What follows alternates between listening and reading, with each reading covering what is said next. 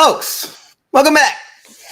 How's everyone doing on this fine Wednesday afternoon?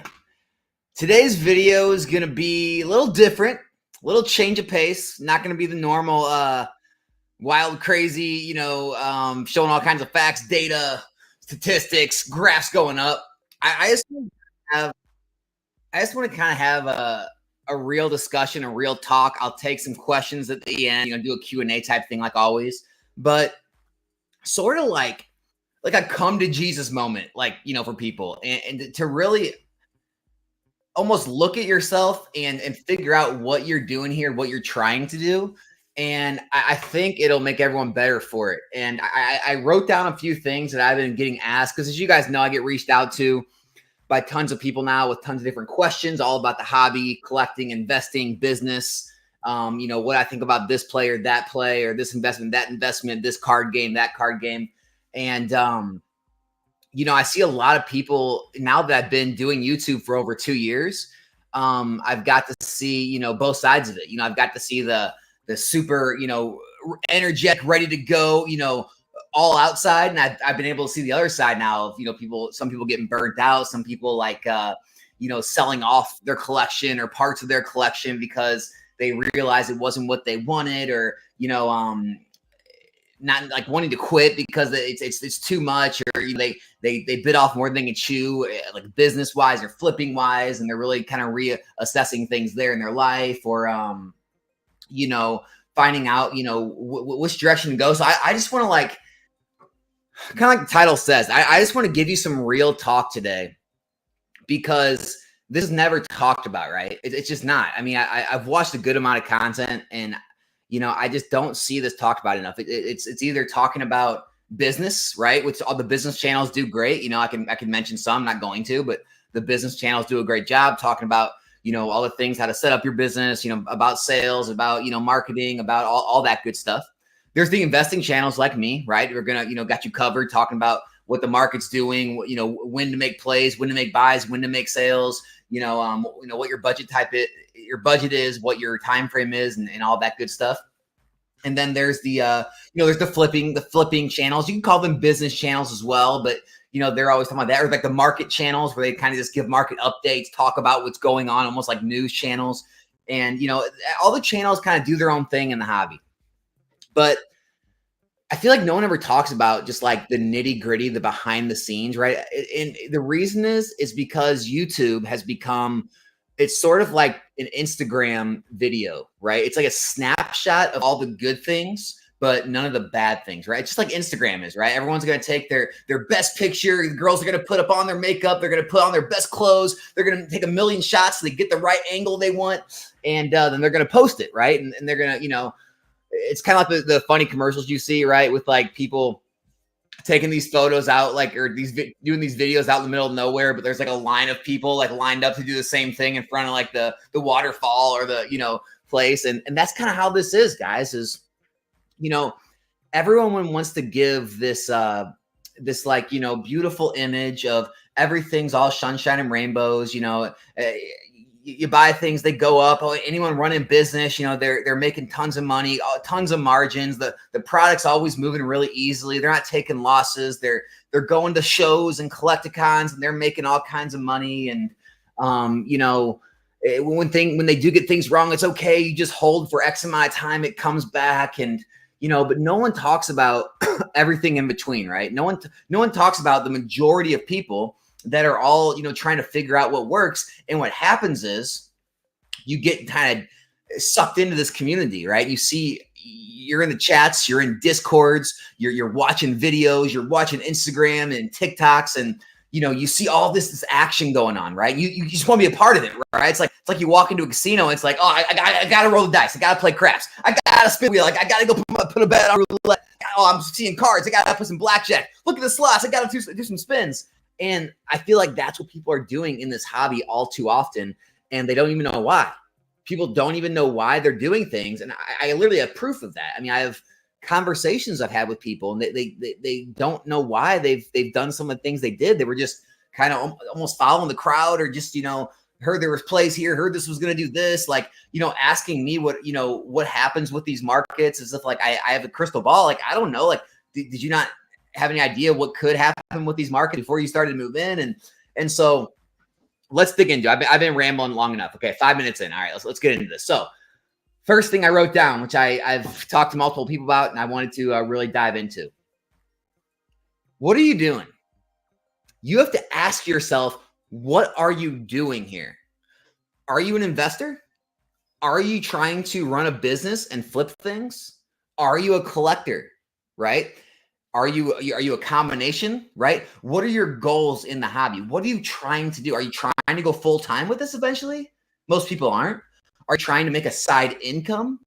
Are you trying to just enjoy the hobby and, like, try to make the best purchases you can, or know when to buy and expand your collection?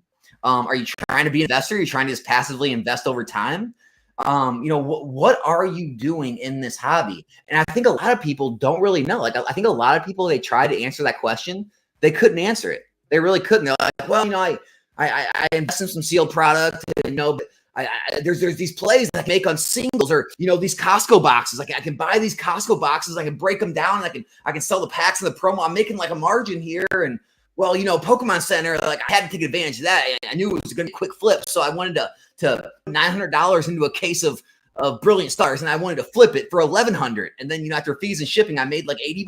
Like, cool. It's like, no one knows like what they're doing. They're doing a little bit of everything, and then like, eventually you reach a point where some people already have, like I said, right, I get reached out to and talk about these people, is you reach a time of burnout, right? Because you're constantly spinning your wheels. You're constantly chasing the next play, chasing your tail, trying to build this investment because you want to be an investor, trying to make flips, you want to be a flipper, not having enough capital to do both, and then not having enough time to do both because you got a life you're trying to live, not really trying to go full time. And so that's the big, guys, is you need to like actually ask yourself that question after the stream right now. What exactly you are wanting to do in this hobby? And I can't answer that for you. You have to answer it for yourself, but it's going to help a lot of your decisions going forward, right? And if you're a collector, right, what kind of collector are you? I've had to ask myself this question recently. My recent collection video, right? My recent collection video really drove into my mind, like, I really have a lot of slabs that I've acquired over the past 8 months, and I'm not even that much of a singles guy. Like, I'm much more of a sealed guy. And it's forced me to look at things and be like, man, do I really want all these slabs, or would I rather have like a bunch of XY Sun and Moon boxes on my shelves, right?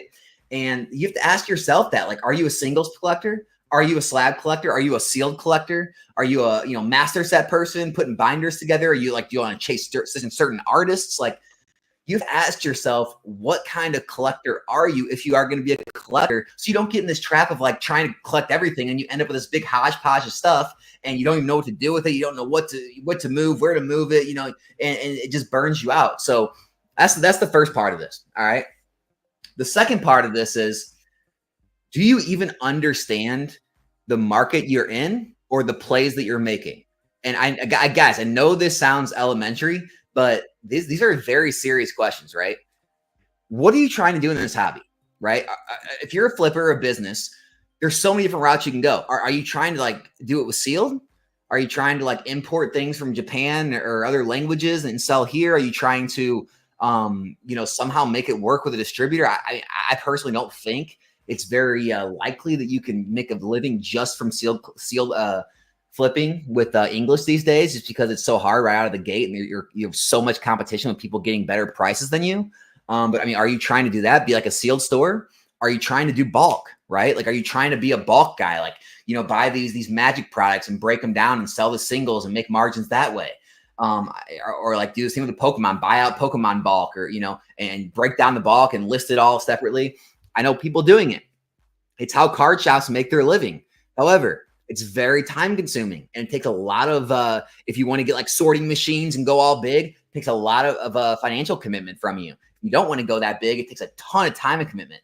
Think of all the time it takes to go through, sort all the cards, list all the cards, then the orders start pouring in every single day. You're getting off work. You got to fill all these orders. You got to keep listing more, keep getting more product in. I mean, it is a grind, and anyone doing bulk will tell you it is a grind. So you have to ask yourself, is this really what I want? the PSA, BGS, CGC, if you're still using them, the grading route, right? Trying to find raw mint singles to grade. It's lucrative. I mean, I do it. There's definitely money in there, but there's a whole bunch of different issues you run into there, right? One of the issues is finding mint singles. Going to shows, going to card shops, seeing them in person, it's going to be your best bet.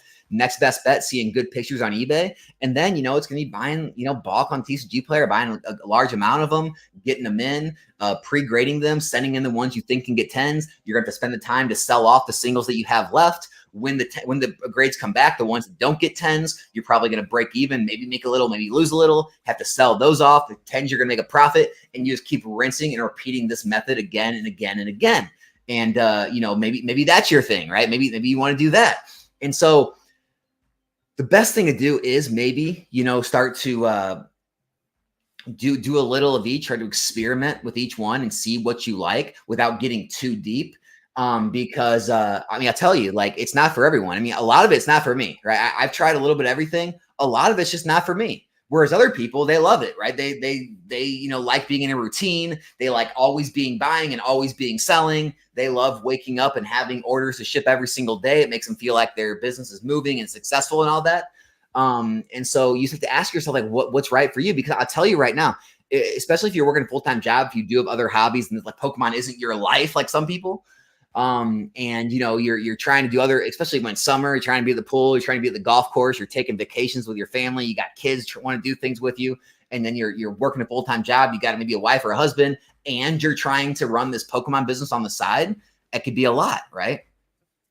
So that's another big thing, is learning, what you're trying to do in this market, if you are going to be a business or you're going to try and be a flipper.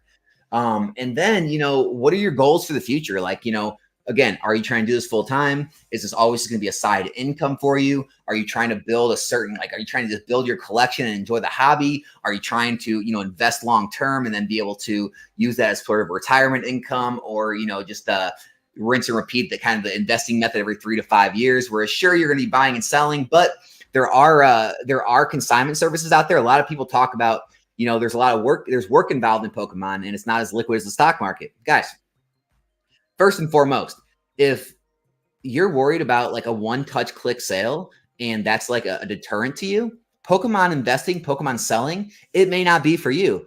I don't know how you found my channel or why you're on my channel, but I could easily direct you to a bunch of good stock market channels or crypto channels. Those may be the thing for you if you're looking for that one button click and it's sold, and one button click and it's bought, because this is not going to be the hobby for you. Now, if you're looking for, in my opinion, a less risky route and a better gains overall, like a safer gain, I think this is probably the way to go. But that's so up to interpretation too. But as far as like, liquidity goes, guys, there's consignment services now that will sell sealed product for you. I mean, you can literally just ship them all your cases, and sometimes if they're valuable enough, they'll actually pay you more than what you would have got selling them yourself. And so literally the work involved is clicking a button to buy the cases, right? Or boxes or whatever you're buying, setting them on a shelf. And then when the time comes to sell, you package everything up, ship them to the consignment service, fill out the consignment sheet on whatever you have to do, and they send you a check when they sell. So it's not quite as liquid as the stock market or crypto, but it's way more liquid than something like real estate, right? So, and that's what you have to think about if you want to be investing in this stuff. Is that little amount of illiquidity worth it for you to make better than average returns? And, do you enjoy having physical products over just having like a, equity in a company, or, coins in a cryptocurrency that are, online, where you don't get to touch, feel them, and enjoy them? It's like I said, all these things are just things you have to ask yourself. And then, just understanding this isn't a race, right? It's a marathon. It's not a competition. You're not competing against anyone. Where that's the biggest thing I see people get caught up in, is everyone's like trying to compete for the best gains. Like, well, if you made this on that, well, I made this on this. Well, okay, that's cool. You made that on your sealed product. I graded this card and flipped it. I made this amount of money. I made more than you. And everyone's doing different things, and they're trying to compare how they're doing in all their different things. It almost be like someone, like a house builder, trying to compare how much he made to like a Airbnb renter to like someone who, buys and flips houses to someone who just invests in like large apartment complexes. It'd be like all those people all comparing their like income and gains to each other, like, right? Or, you know, it'd be like a hedge fund comparing their gains to like a Wall Street trader comparing their gains to a, you know, someone trading at their house, you know, stocks, comparing their gains to someone who just invests passively in like a 401k or a Roth IRA or just a regular brokerage account, comparing those to like a long-term. It's like everyone's comparing apples to oranges in this hobby all the time. And it's just like, all it does is like, you know, comparisons with a thief of joy. And that's all it does. It just like gets you all, you know, get you all in a frenzy, and you just want to start outdoing them and making this play, making that play. And then before you know it, you have all this stuff. Half of it you don't even want. The other half, you don't even know why you bought it, what the market's like for it. Guys, the whole Japanese thing right now, right? I get it. Like there's mixed opinions. I warned people for over a year about this now, that this was coming. You know, no one wanted to hear it. I got brutalized for even mentioning it in my Discord and other Discords on my channel. Took tons of hate for it. Didn't care. If I saved even one person from making the mistake, I'm glad I did. But you know, everyone wants to tell you about their wins. No one wants to talk about their losses. No one wants to ever say they were wrong in this hobby. No one will ever admit they were wrong, right? People still telling people to buy vintage back in 2021, 2022, never going to admit they were wrong, right? Anyone, you know, saying that, you know, the Japanese 151 was a buy after that reprint, which there were so many people out there that were saying that. So in my own Discord, in other Discords and other channels, I could pull up tons of YouTube videos. Everyone was saying, buy 151, this reprint. It's a no-brainer play. $90 a box. It's such an easy. And, you know, there's people that bought in at 90, 100, 110, 120, and they're down half their money. They're down half their money. No one's, if PK is watching, I'm not going to say ever, but no one's ever seen that in modern Pokemon booster boxes in English, right? Never. From XY forward, you've never lost half your money in a box. And that's what I was trying to warn people of. And I was getting, you know, I've talked about in my last video, I was getting, you know, made fun of for moving into Paldea Evolved because it was too early. Scarlet and Violet era sucks. 151's, you know, the truth. You know, you got a Japanese 151's what it's all about. You can't be doing anything else. And even if Paldea Evolved wouldn't have done anything, even if it would have still been flat, you would have still been better off. It's such a much safer play than just blindly throwing your money in this thing that I'm telling you right now, a lot of people didn't even know what they were throwing their money in. They didn't. People were just throwing their money into Japanese 151. Some people who had never bought any Japanese product before, some people who had no idea how the Japanese market worked. They didn't even know what people were talking about when people said MSR, it's this far over MSRP. They're like, well, what's MSRP? I thought it was 160 a box. It's like, no, that's English. And not even knowing, like, you know, case sizes and, you know, all these different things, right? Had no clue, but they were investing, you know, in my opinion, large amounts of money into something they really didn't understand. And now I'm getting messages of people saying, so Alex, how long does it usually take the Japanese stuff to recover? Heck, if I know, I mean, if you're asking me, if you are seriously asking me about the Japanese market, you've already done something wrong, right? If you've moved in Japanese market and then you're coming to Nostalgianomics to ask his opinion on Japanese, you're so far off at that point. I can't even help you, right? I don't follow the Japanese market. I don't invest in the Japanese market. To ask my opinion is like asking my opinion on, I don't know, like Lorcana, like asking my opinion on like the Lorcana meta or something. Like, I don't know. I know when other things like this have happened in history, right? I know what happened, you know, in English in 2020, 2021 after a bubble popped, which, yes, that is what happened in the Japanese market right now. A bubble popped. The whole market is simultaneously moving down. That's what a bubble popping looks like. And now people are stuck, right? And no one wants to talk about that, though, right? No one wants to talk about the losses. No one wants to talk about all the people that got hurt from all the ridiculous rhetoric. Like, this was a no-brainer play. Everything's going to the moon. It's the best set ever. Master balls, blah, blah, blah. No one wants to talk about the guy who's down, you know, I don't know, 50, 40, 60% on their money right now, who may not see that money back for, you know, a year, 2 years, whatever it may be, who maybe needs the money. Maybe they were trying to make a flip, right? Same people that were trying to buy in the Pokemon Center stuff, make a flip real quick and make a $50, $100 gain real quick. And, you know, again, it's no one's fault. It's just that you're making bad decisions based on information that you're seeing out there, but not digging into, right? You just see people who are successful in the hobby or who have a lot of followers or, who have large positions that they say they do things. And then you're like, oh, I better follow. I don't want to miss out. It's like, well, do you even invest in Japanese? Right. And this isn't a Japanese thing, guys. It's like a singles thing, right? There's like single plays and slabs that are moving and people are like just jumping in. And it's like, well, have you ever graded before? Well, no. I mean, have you ever invested in singles or have you paid close attention to the singles markets in the past or have you done research? Well, no, but I mean, these are moving, right? These are moving. You said they were moving in your video. Like, so I bought a bunch. Like, no, guys, no. Like, that's not, I've never been an advocate of this, like, monkey see, monkey do mentality. I've always been an advocate of making your own decisions.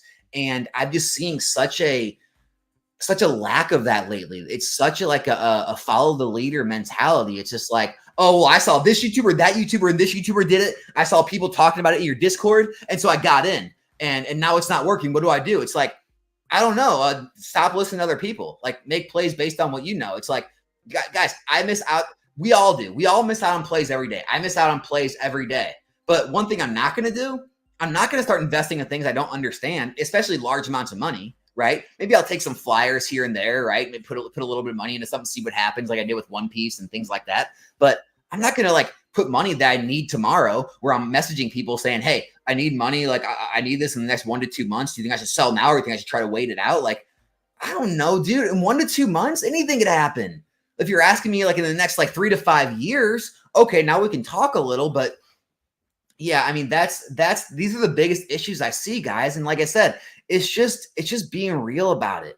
And it's, I don't know why in this hobby, so many people have such a hard time saying they were wrong or saying, I don't like to take that route. Like, it's almost like wrong to say that you don't want to do something, right? Like, people will say, like, Alex, I've been making so much money doing X, Y, and Z. I can't believe you're not doing this. I don't like it. Right? I don't want to manage, thousands of cards inventory, right? I don't want to constantly be having shipments coming to my house every single day, having to go through all these cards, pre-grade them, sell off a ton of them, and wait, hold tons of inventory while the singles sell off, or just throw them all at the whims of auctions and hope it works, which I am doing right now with some things. But like, that's not fun for me. For other people, that's a great time. They love it. They want to build their eBay inventories to 1,000, 2,000, 5,000 listings. And they want to have, tons of orders coming in and shipping out every day and always buying. I'm always buying. I'm always selling type thing. And, you see people doing that. They're successful. And so you say, well, monkey see, monkey do. And then I see people jumping into it and I have them reach out to me. I have the conversations and they're just like, Alex, how do you manage keeping up with all this, when you still had your job? It's like, I didn't. This is why I preach investing, because I didn't keep up with all that, right? Maybe I graded a PSA order every few months, right? And then when I wanted to sell things, I went through a period of selling where I sold out of a position in a few weeks or a month, or I sold a bunch of singles at auction, or I listed a bunch in like a month. But it's like, I wasn't in this literally have orders to ship out every single day, buying stuff every single day, like constantly engaged, trying to hit every single play, moving from here. Now I got to move on here. I'll get all my money out of that. And I got to move it all to here, move money out from that. And it's just like, it gets so monotonous that, if you're not full time, even if you are full time, it can be a lot. I mean, it's a lot. I don't want to do all that, but even if you're not full time, it can be a lot of work, and that's not talked about, right? Everyone just wants to play that semantics game. Like, Alex, I don't know. I like it. I like every single part of it. It's like, guys, a professional athlete doesn't like 100% of their job, right? A pastor at a church, right? Doing what they 100% believe in, like that's their calling in life. They don't like every single part of their job, right? Any person in the world does not like every aspect of their day and of their job. And so for people to act like, oh, I just love every bit of it, Alex, it's like, give me a break. It's work. You're working. Just call it what it is, right? Especially when plays go bad, things come in, they're wrong. You're taking a loss. You're breaking even. You got to do all this work for basically nothing because you made a bad decision. I mean, no one talks about all this though, right? And it's all just like the sunshine and rainbows. And like, that's why, you see me kind of get into it with people about like the whole Collecticon thing. and the live selling thing is because, you know, all you see is that Instagram snapshot, right? All you see is people get on videos, they show empty cases, they show wads of money, they talk about their sales, they talk about how good they did. They don't talk about all the time they spent that whole week leading up or the weeks leading up trying to source inventory, you know, looking up all the inventory, pricing it correctly all the time, you know, spent at the shows, all the time after the shows. Like they don't show all that. They just show that real small snapshot of like, oh yeah, it was a party. We were out to dinner. I sold all this stuff. I made all this money. All right. See you guys later. And it's just like, huh? What? I know that's not right. Right. It's like, you know, it'd be like selling cars, right? And just like, you know, snapping like, you know, 30 minutes of your day, like, oh, hey, how's it going? Oh, yeah, well, here's your keys. All right, give me my check. All right, see you guys. It's like, wait, no, there's a lot of stuff that goes into selling that car, right? You had to make tons of cold calls. You had to walk a bunch of people around the lot. You had to take test drives. You had to hear no from like 10 people before one person said yes. Like, don't be lying to me, you know? And I just think that's the biggest issue is everyone acts like everything's easy. Everyone acts like everything's all sunshine and roses.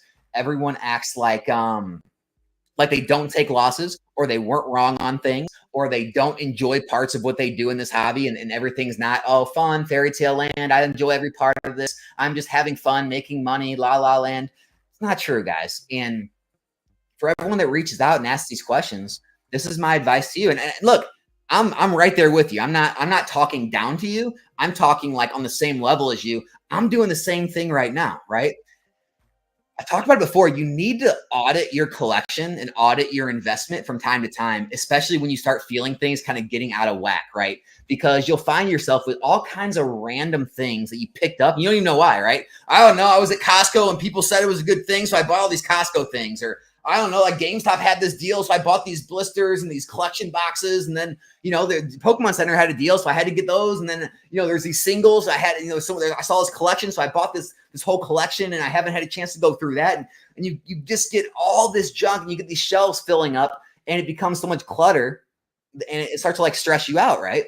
And so time to time, you got to just step back, don't buy for a while, go through and figure out what you actually want to keep, what you actually don't want to keep. Is your collection or investment going the way you want? I'm doing this myself. I've talked to others on the phone. They're doing the same thing right now. They're auditing their collection. They're selling off things that they don't really want to hold long term. Guys, I told you I'm doing this. I've really been trying to shrink down to booster boxes, right? I'm really trying to get out of a lot of the other, you know, cumbersome items that are less liquid or harder to move. I don't want to be in the business of breaking down collection boxes, trying to sell loose packs and trying to sell promos and tins and all that. I don't want to be in that business. I've been, you know, going through a lot of my slabs recently, which I'm gonna talk about that in a second about what I have going on. If you guys are looking for anything for your collection, because I have a lot of my slabs that I'm selling. Just because I'm kind of getting back to my roots. You know, I'm figuring out like, hey, this was cool and all, but I'm still all the way through, guys, through and through. I'm a sealed collector, right? I enjoy sealed more than anything. And, you know, I found myself, and that collection video I did really like hit me. And I was like, you know, because I saw some comments of people saying that's worth this. And I'm like, you know, I hadn't added this stuff up in so long. I'm like, dude, I have like, you know, 20 plus grand sitting here. And I don't even own like XY or Sun and Moon boxes again. I haven't bought all that stuff back. And I'm just like, do I really like all these slabs? And do I believe in these as much as like those boxes? And would I like them? Would I like the boxes on display more than these slabs? Because eventually, guys, you get so many slabs, you can't even display them all. They end up stacked up or in cases, all put away. You can't even really enjoy them. And I'm just like, is this really what I want? So I'm going through the same thing, right? I'm not preaching to you guys. I'm telling you exactly what I'm going through too. But it makes sense to do that, to try to kind of get on track, because you know, we're constantly pulled every different direction in this hobby from every channel you listen to. Everyone's talking about something different. Every group you're in, everyone's doing something different. You know, you see something you like here, you see something you like there, and you end up, you know, in the spot where you're like, man, I'm in no man's land, right? And so that's kind of like the, you know, I know I've been going for 30 minutes. I'll take some questions now, but that's kind of the whole thing I wanted to get through to you guys is have a plan, have a goal. Ask yourself what you're trying to do in this hobby, how you're trying to do it. If you haven't done anything, start experimenting with some things, find the things you like. You know, if you research any successful person, successful business, they find what they're good at and they stick to that. They don't try to do 100 different things, right? I mean, take like Chick-fil-A or like Raising Cane's chicken, right? They just do chicken, right? They're not like, someone else trying to do a chicken and burgers and then like barbecue and then, trying to do this and that. It's like those places usually don't do well, right? And, same thing goes for, larger companies and tech companies.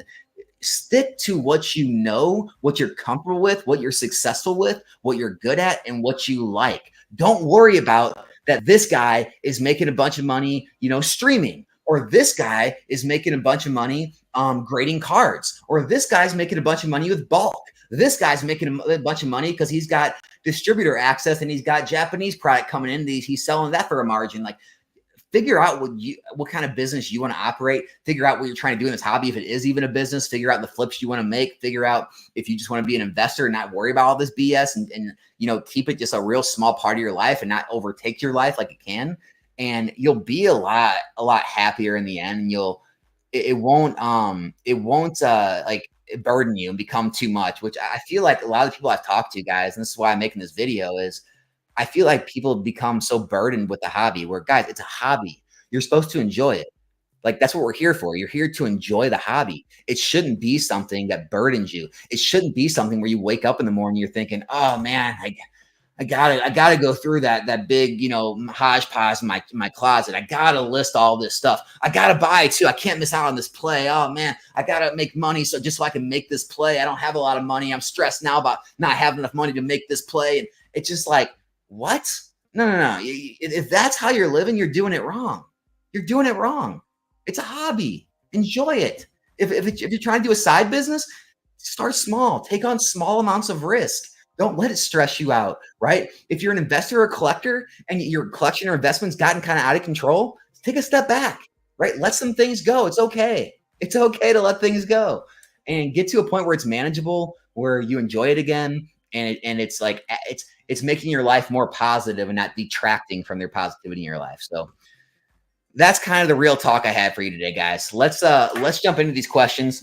I did want to kind of give myself a self promotion. If you guys are looking for, if you got, I'm gonna take questions right here in a second. But if you guys are looking for any cards, I am auctioning off a bunch this week and next week. So I'll just take you through a bunch of them. Let's see. Auctions. All right. So a lot of stuff auctioning off, guys. The link is in the top of the description here. I'll post it.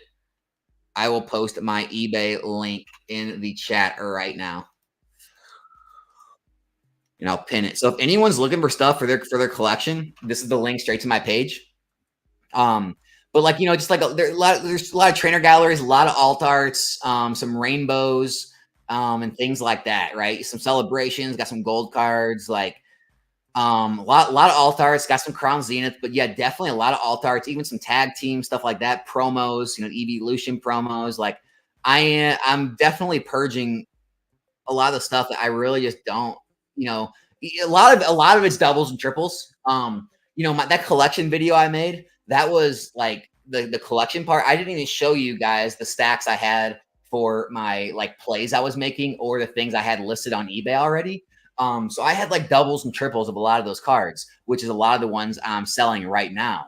So I'm moving out of a lot of the plays that I made. And then some of the things are from the collection that I'm just moving out of because I do want to kind of get different things. I do enjoy sealed more, like, XY Sun and Moon boxes, but a lot of stuff for sale. If you guys have been looking for any of this stuff, they're all on $1 auctions, right? $1 7-day auctions. And so they're up for grabs. If anyone wants to check them out, click that link. Feel free to support your boy. That's what I got going, guys. So appreciate it. Let's go.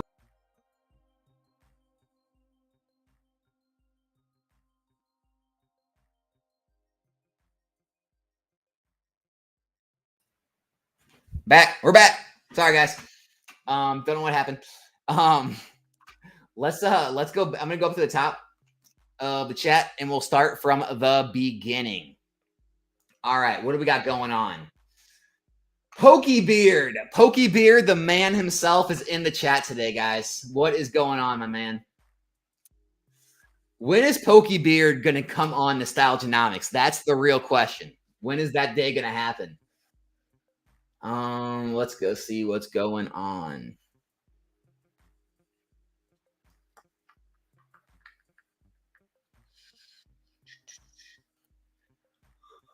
Oh man, I'm just gonna. What I'm gonna do, guys. Anyone that left a question far back, leave it again right now. I'm gonna start taking questions now. I'm not gonna try and get through the entire chat like that happened before I started talking. So feel free to list your questions right now, or leave them again if I didn't take them, and I'll do my best to take them all from here on. I'm gonna do my best to keep up with the chat this time and not get too far behind and not miss people's questions. So I'm just gonna start now. All right. So anyone that left stuff before, I'm sorry. I did ask you to guys to hold your questions till I was done. So I'm going to start from here. Let's go. Let's go from here on. All right. We got Shipley Pest Solutions. Appreciate you, Alex. Working too much to catch the lives lately. It's easy. People just keep DCAing into Pokemon and win the Pokemans and win. It's true. I mean, it's just kind of how it's been. For now, right? That's another thing I'm really worried about too in this hobby is everyone that's got in lately, they haven't been through a downturn yet. They haven't been through any like major falls in their investing. Now people are going through it with Japanese, which is it sucks, but it's a good thing that people are able to learn. Like, hey, this does happen. There are ups and downs. Not everything's not up and up forever. It's not all free money. Because that's the one thing I am worried about. Like I talked about it before with like, trying to buy every product. You're buying collection boxes and tins and mini tins and blisters and sleeve and check lane blisters and sleeved and ETBs and PC ETBs. Guys, when the demand does drop, a lot of those items become very illiquid. And if you need the money, that's the worst place to be in. You're going to be getting out of those things at 50, 60, sometimes 70% if you're lucky. Because they're not going to be sought after when things are down. Booster boxes will do well. Usually the top hits and sets will do okay liquidity wise, but when things are in downturns and liquidity goes down, those lower end items are the first things to go. So just be careful with that as well.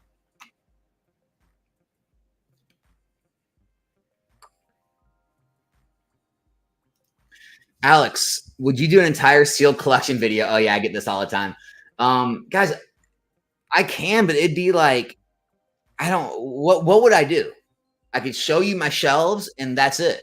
Right? Like going through a collection of cards is cool. Like seeing all the different cards. It's like I don't have a sealed collection. My sealed collection is literally what you see on my shelves in the other room on my other videos. Like that's my sealed collection. Everything else is in cardboard boxes. Like it's not cool to see. I don't think it makes for good content.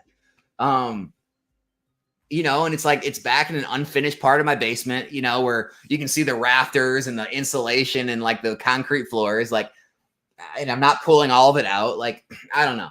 Maybe I'll do it in the future. It's just I don't feel like it'd be a good video. All right. Hey, Nonix, I have a dilemma. I understand collecting tins aren't the best versus booster boxes, but I end up buying a ton of tins that had Evolving Skies packs for $2 a pack. Yeah. So yeah, I mean, your best thing to do is going to be to break those down if you want to move them quicker. And I mean, if you got them that cheap, like you're going to be up on your money, it sounds like. So, I mean, it's really, I don't think you shouldn't need the liquidity, right? Like, so, if you want to break some down, recoup your money and let the rest, sell out slowly over time and get full price for them, that's probably your best bet, especially if you don't need the money. You've already made profits. That's what I would say. How do we join Eli's wholesale thing? All right, Carmelo, go to Pokemart USA's YouTube channel. All right. Click on live streams. Click on our last live stream that you saw. All right. It's in his description. It's in his description right under his YouTube video. Click it. It brings you right. It has all the steps to let you know exactly what it costs, exactly what you get. And real easy, real easy.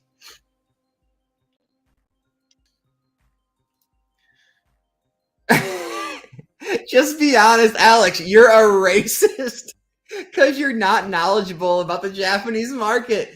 Oh man. So that's probably talking about Eli's stream. Guys, I literally had someone who was so upset that I was talking negatively on the Japanese market a while ago that they were literally calling me a racist in my Discord. So I had to ban that person. And then, those are the people that say, Alex banned me. He's banning people who disagree with him. It's like, all right, you can't call people racist for saying that a particular language is not a good play right now. But yeah, dude, people are wild on the internet, man. They're wild. Wild people. How do you recommend storing sealed product for long term? Eric, I don't do anything special, man. I'm in Missouri. My basement stays, around like, I don't know, 60s or 70s all the time. I just have them sitting on shelves. You can buy those. They're like garage shelving from Home Depot. You put them together yourself. I think they hold like 800 pounds, more than enough. And I just stack them too high per row on there for booster boxes. Same with ETBs cases, too high per row. And that's how I keep them. I don't do anything really special. Never had an issue with like moisture or humidity or anything like that. Have stored things for years like that. Never had an issue. So, have somewhere that's climate controlled and you should be fine. Picked up 20 cases of Paradox at $566 or $565 a case. Think it'll get a reprint before the end of the year during Black Friday? I don't know, man. I don't know. Here's my personal opinion, and this is, I don't run Pokemon, so obviously it doesn't mean anything. I wouldn't reprint any of these sets. And everyone's saying, well, Alex, because you're an investor, obviously. Why would you reprint sets that are, Paldea Evolve, that's a little different. It's a little higher. 151, it's a little higher. This is only two I could even see a case for. Why would we be reprinting sets when they're selling for $95, $100, $105? That's what all the other sets are selling for. Why would you reprint that? They're $60 under MSRP, right? They've obviously reached a point in the market where, they're not tanking, they're not shooting up. Everyone's able to buy the products at a reasonable price. There's really no reason to reprint any of it. Now, will Pokemon, take my advice? Of course not. I mean, who knows what's going to get reprinted and when? But I don't know. I don't know when or if it's going to happen. Who knows if every set will get reprinted? But I just, here's the thing, guys. This reprint talk, this is like, it's so over dramatic, right? Like, people point to like the worst reprints in history and they make every reprint sound like it's going to be that, right? Do you guys know Evolving Skies got a reprint, right? It dropped to like 130 a box. Okay. Brilliant Stars got a reprint. It dropped to like 110 a box. Okay. Tons of sets have got reprints. Lost Origin didn't drop under $100 a box unless you got like a private sale. Those settled over $100 a box. Silver Tempest dropped under $100 briefly, but then jumped right back up to over 100 after its reprint, right? We haven't seen these like Chilling Reign, Fusion Strike level reprints where things get crushed. They stay at like $80 a box for an extended period of time for very long. Like, we don't see much of that. But whenever people think of reprints, that your pain receptors go back to those times, and you're like, oh, I don't know. I don't want to buy before a reprint. Everything's going to get crushed. Guys, you don't know how big a reprint's going to be, right? There is a world where Paldea Evolved is never under $100 again. I'm not telling you that's the case, right? And that's what always gets misconstrued. I make statements like that, and then people will say like, Alex is so stupid. He thinks that they're not going to get a reprint. Did I ever say that? I'm saying there's a world where even if a reprint comes, maybe it's not a huge one. Maybe it doesn't even drop the boxes under 110, 100. There's a possibility of that. If Paldea runs up to 150, the reprint's small, it goes down to 110. Who knows what the distributors are going to sell? Maybe the distributors only offer it to stores like Eli for 95 a box or 100 a box. You never know, or want to bundle it with other crap. And so it's, there's always this worry about, when to get in, trying to time the market. Rudy says it best. Guys, in 5 years from now, right this second, do you care if you paid $5, $10, $15 more for Evolving Skies, for Lost Origin, for Brilliant Stars? Do you care that someone got in Fusion Strike at 80 when you had to pay 95 or 100 or 110? Do you really care? Do you? I mean, and that's what we're doing here. We're trying to like split hairs. Like, oh, I don't know. I mean, I don't want to pay 110 that box. I might be able to get it for 95 after a reprint. Okay, like go for it. Maybe you miss out. Maybe you do time the market well. But this whole like fear of reprints is so wild to me, guys. Like, here's my advice is what I do, right? I buy sets when they come out in the 80s. Okay. If you can't get them in the 80s, get them in the low 90s, mid 90s, right? In the case we don't get a reprint, you're gonna be really happy. In the case we do get a reprint, you dollar cost average and you buy some more. And then your average price is very near what the new price is, right? And you're not going to be worried about a couple dollars down the road. And so that's my best advice on the reprint situation. I think reprints are really overblown in this hobby. I would love to see Pokey Beard on here. Well, that's entirely up to him. But yeah, for sure. Long-term Obsidian Flames. I don't like Obsidian Flames. It's got the least hits in the entire era. It's the worst Charizard in the era, in my opinion. It gets outclassed by 151 and Paldean Fates. It's I'm not going to say it's an Obsidian or a Darkness Ablaze Charizard. That's way worse because it wasn't even a top hit. It was just a full art.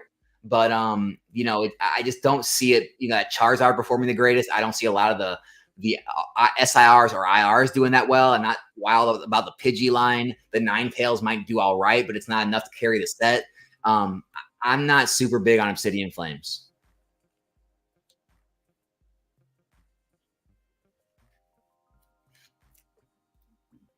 Thoughts on random Chilling Rain card spiking for no reason? It's only 2 cards in the set. Shadow Rider Calyrex is one of them.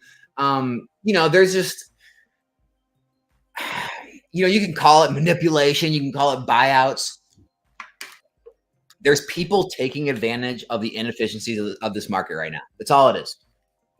People are taking advantage of the inefficiencies of the market, right? They see a play to be made, they see supply low, they see demand high. They, know that if they, buy, a certain amount of them, there's a good chance the price is going to rise and they'll be able to sell for more when the price rises. Maybe they're making a grading play on it, whatever it may be. But yeah, I think people are just looking for opportunity, right? It's why when all the alt art spiked and they started to level out, everyone jumped to the trainer galleries, right? Everyone jumped to the trainer galleries because it was more affordable. Then those spiked. Everyone jumped to Scarlet Violet era, right? All those were really cheap. Scarlet Violet era, all those cards are now getting bought out, right? Now people are jumping to like XY or going back to Sun and Moon tag teams. And it's just the normal flow of markets like this. Everyone's looking for opportunity. It's all it is. What do you think about Crown Zenith mini tin displays under $90? I know ETBs are the main product and have a case. Just curious your thoughts. Jess, I don't have any like major thoughts one way or the other. If the price per pack rises, obviously the tins will rise. I, I think all of these like auxiliary type products are good additions to an investment or a portfolio, but I wouldn't get too large of positions that it's going to be hard to move them in the future. So that's kind of that's my thoughts. If you want to get some, make it a part of it for sure.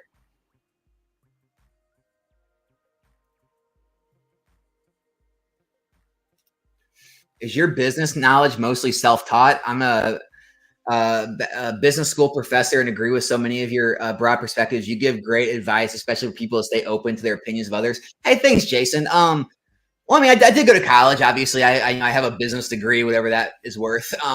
But yeah, I do have a business degree. And I did run multiple of my own businesses for 10 like 10, 12 years of my life. Multiple service-based businesses in like the home services industry. Started them from scratch, built them up. Some of them I had employees, some I didn't. I just had like a partner and we ran it together.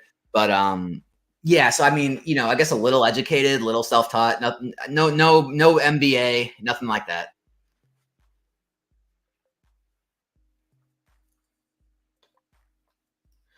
Been buying a bunch of slabs. I'm also worried about what they may be fake. Is there a foolproof way to confirm there's a real from the fakes? Yeah, there is. Well, all right. Foolproof is hard.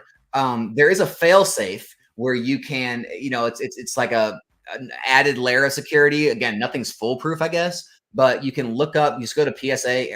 I'll do it online right now. I'll show you exactly what I'm doing. So what you do is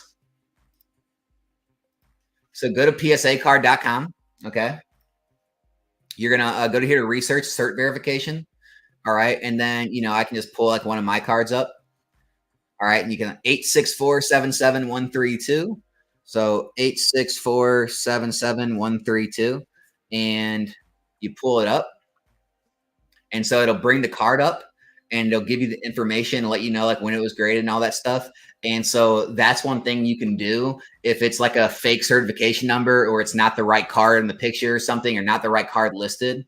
You'll know something's wrong with it. If all of that matches up and someone just is a good faker, I mean, there's things to tell on the slab. Like if you shine like a black light on it, or there's certain like markings that PSA will have.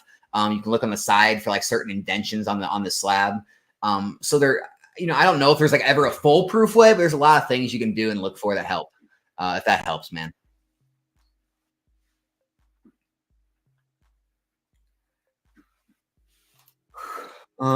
It looks like you are selling all of your items from your collection video.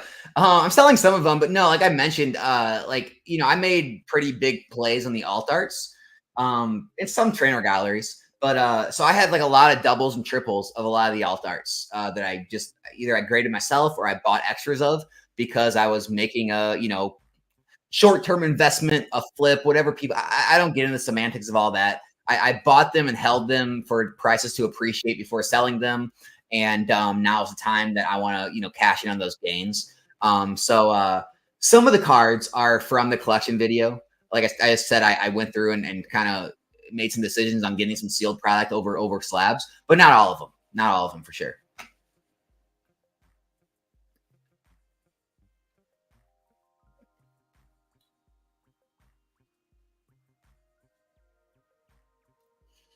Let's say you want to take a low stress approach, as I do, work full time, have a family. Would it be wise to simply buy 1 to 3 booster boxes or a case sealed each set that drops and hold for 3 to 5 years? I mean, Everlast, that's what I, would tell any of my friends, right? And that's what I have told my friends, and my friends do that, right? Is it takes such little amount of time, right? Check the markets, for a few weeks or maybe a month or two after release. Find a good entry point. Find the low, mid high 80s, low 90s, maybe even mid 90s, right? You put a few boxes or a case or a few cases away, right? And down the road when prices rise, if you want to sell off some, so say like the price goes, like Paldea evolved right now. Maybe you want to sell like you have a case and you want to sell like 4 of the boxes. You want to profit a little bit on every box. You want to keep the other 2 for almost free or at least like a huge discount where it's really hard to ever lose on those. And you can kind of build your collection over time. And so like, for example, if you had 2 cases of Lost Origin and you bought at release $100 a box, you had $1,200 in Lost Origin. Well, now the cases are going for like what, 13, 12, 1400, whatever. So now you could sell 1 case, recoup your entire investment, right, for the 2 cases, and then keep the other case 100% for free, right? And then you just start building your collection or your investment over time with zero risk at that point. Because your dollars invested are zero at that point. So all you're really risking is your potential gains, right, your unrealized gains.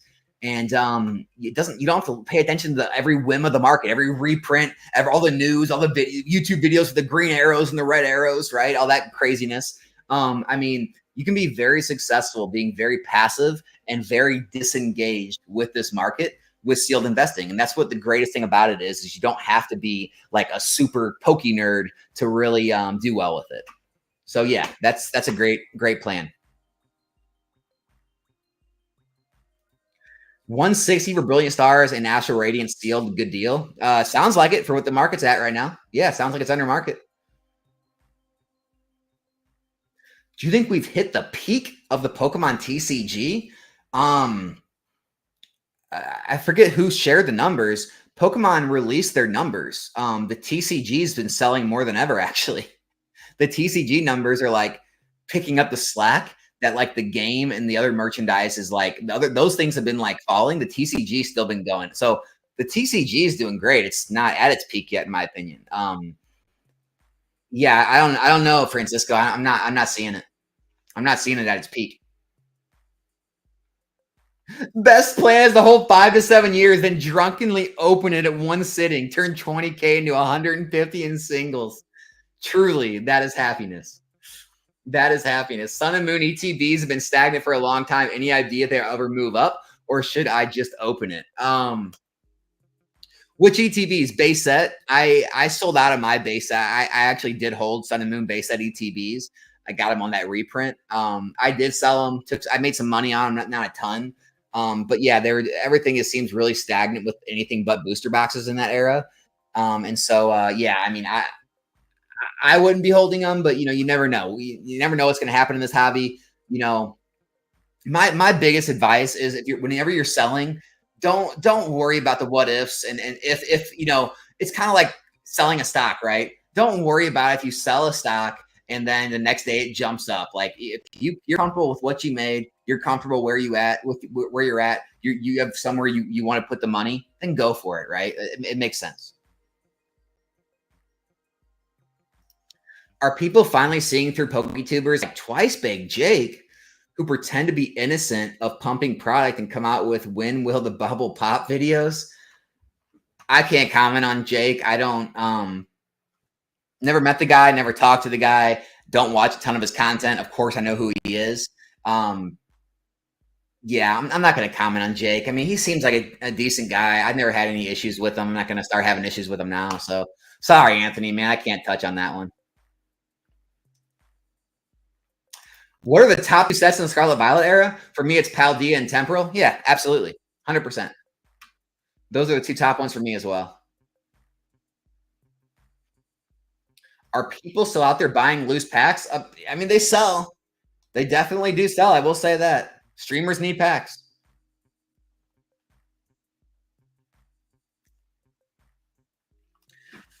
Thoughts on Japanese 151 now? I'm not a fan of Japanese, same as you. I think entering at 75 to 80 might be a good move. Don't do that. Join my Discord. Discord link is in the description below.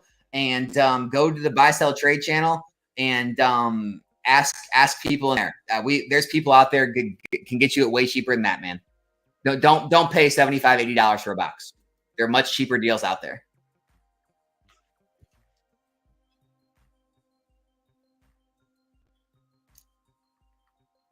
I would love to see the tips and tricks on how you store your items for long term. I mean, I don't got any. I don't got any tips and tricks, man. I mean, here maybe I can pull them up.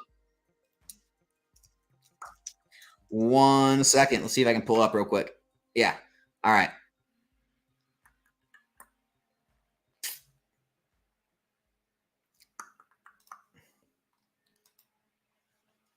So there's shelves like this. This isn't the exact shelf, the one I get from Home Depot. But they're just shelves like this, just where they're easy to put together. They hold a good amount of weight. The one I get, I think, is like, yeah, I think that's the same dimensions, like, or maybe it's a little bigger. I don't know, but yeah, I just put them on shelves similar to that. I stack them two cases high on booster boxes and ETBs. And I usually get, I think, like eight wide, so like 16 a row cases, and I just do that on the shelves. And you get 6 ETB cases per shelf. And yeah, I just load up the shelves, man. I just buy a bunch of the shelves, line them up across the wall, fill them up with the box. I mean, it's real simple. Like I said, my basement stays at a good temperature. Don't have any issues with anything there. And so I don't do anything crazy. A lot of people go a lot crazier than I do.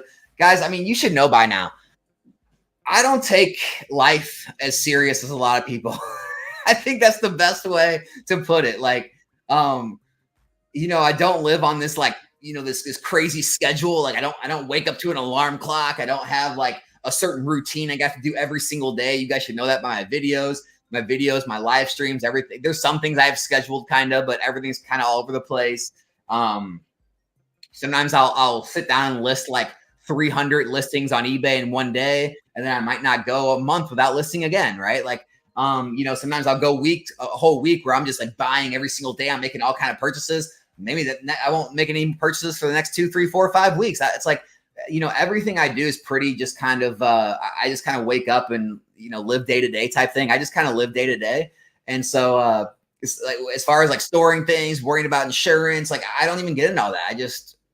I store them in the basement. And I kind of live on a hope and a prayer that we don't get a flood or a natural disaster or something, or a tornado or things like that. And if we do, then I'll just go from there.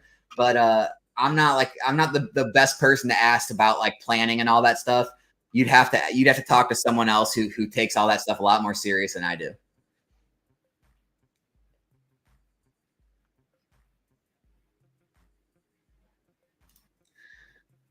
Well, first of all, it's not Pokemon.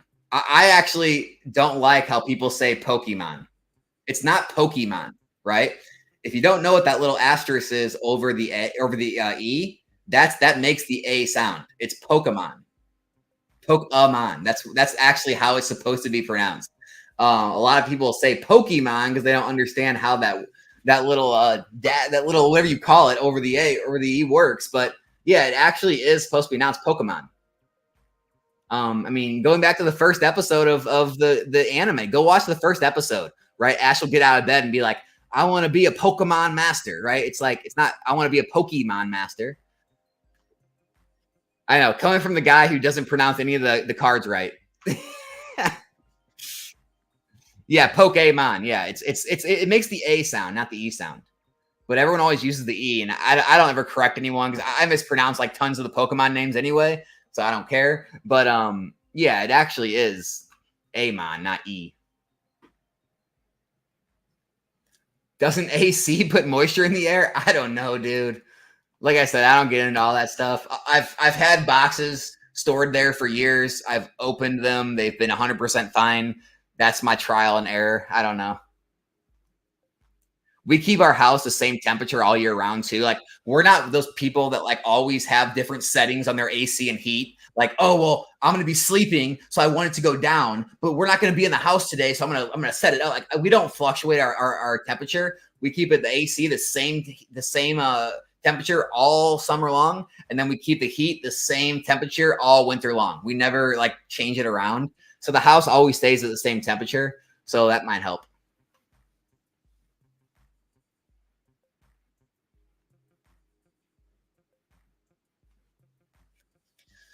Have 70 Evolving Skies ETBs to sell or hold.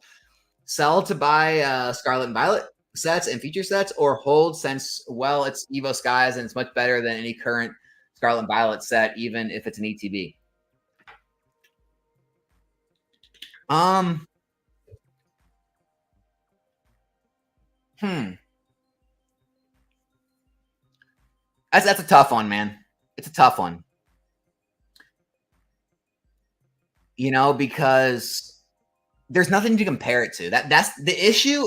The issue we're gonna have with Sword and Shield is people finding good comparisons, right? You can't compare it to Sun and Moon and XY, right? Those ETBs were completely different. They weren't mass produced. They were never reprinted, right? They didn't reprint ETBs of XY and Sun and Moon sets. They did a couple, right? They did like a Sun and Moon base and evolutions. They did like, was it Guardians? Not Guardians Rising. They did a few, right? There was very few they reprinted, but most all of them had much lower supply and didn't get reprints. And so you can't go look at sets like, Team Up or like Cosmic Eclipse and be like, well, those ETBs are, umpteenth $100. Like, so obviously Evolving Skies can get there. It's yet to be seen. I wouldn't take that mindset, but at the same time, I'm not saying it can't rise and do good. So I can't answer it, man. I don't want to steer you down the wrong road. For me, I prefer booster boxes. And I think, Scarlet and Violet hasn't been through that intense growth cycle like Evolving Skies already has. For Evolving Skies to go to $2,000 a box, it's gonna have to double twice, right? It's gonna have to double from 7 to, or not double twice, but it's gonna have to, go up 2x to get to $2,000 like Team Up is. And then you look at a Team Up booster box or ETB that's way lower printed. I can look it up right now and see exactly what it's going for, but I don't know. It's definitely something to think about. Let's see what Team Up's going for. So yeah, see Team Up ETBs, their listings for $800, like selling for $650. It's just such a bad comparison. Like, but I'm not here to tell you that can't happen. I wouldn't expect it to happen, but anything's possible.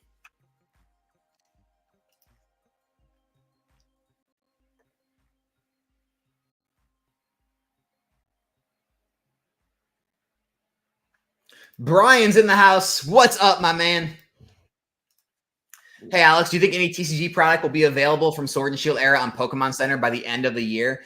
Probably. I'm sure some of those PC ETBs or some blisters or I'm sure some random stuff will, maybe, if I had to guess. My thoughts on loose packs from the Sun and Moon era. I get 5 to 7 years old now, but with crap pull rates, I can't imagine much demand for them in the future. There's, like I said, I would just make it a small portion of your collection or investment because they are going to be a lot less liquid, a lot harder to move, and take more time to move.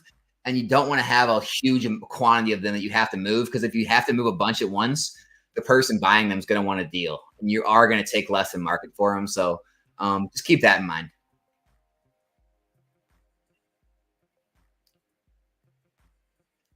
What data do you have on the time it takes between the first print and the reprint? People like to talk about 2-year mark. Well, there's no data that every set's different, right? Every era is different. Pokemon can reprint things, in 3 months. They can reprint things in 2 years. I think that 2-year thing used to be rotation. I think rotation now is 3 years for the TCG game. So people are speculating it's going to be like 3-year window now. It's just people say 2-year mark because of that. That's the reason, So usually we don't see them after 2 years. There have been instances where we have, but usually you don't. It's not, again, none of the stuff's like a perfect science. It's just being right more than you're wrong type thing.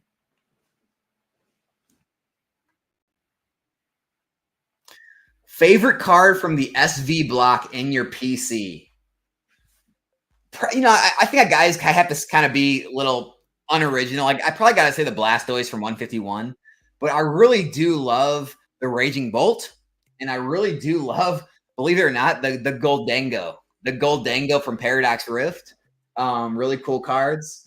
I know a lot of people don't like it. I really like the Miraidon from Scarlet Violet base.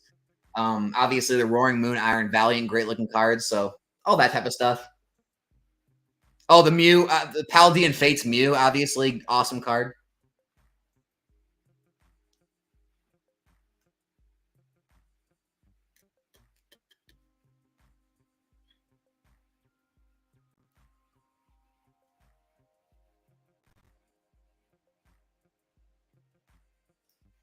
Thoughts on Moonbryon selling for 650 to 850? What kind of range is that?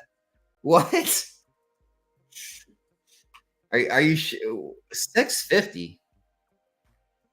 Oh, there are 2 sales on TCG Player at 650. Here's the issue with TCG Player, which I hate. 1, they don't show shipping costs, and 2, they don't show the sellers, right? So we have people do this kind of stuff all the time. It could be just like a zero feedback seller trying to throw a sale up, trying to like crack the market. I'm looking right now at what's listed. I'll show you guys. Every one of these guys is like a note, like 7 sales, 15 sales, 50, 40 sales, 0% feedback. Like, this is the first like legitimate, like established seller. They're at 915. So, I don't know. There's some of these small guys. I don't know what the game is here. If they're just trying to dump, or I don't know. I really don't know. I don't know what's going on with a lot of that. I don't pay a lot of attention to the smaller, the like brand new sellers, no feedback, low feedback. I try to compete with like the established sellers, right? Because a lot of people, they won't even though they're lower prices, they won't even buy those, right? They just skip over those anyway. So I don't know. I don't have a huge thought on it.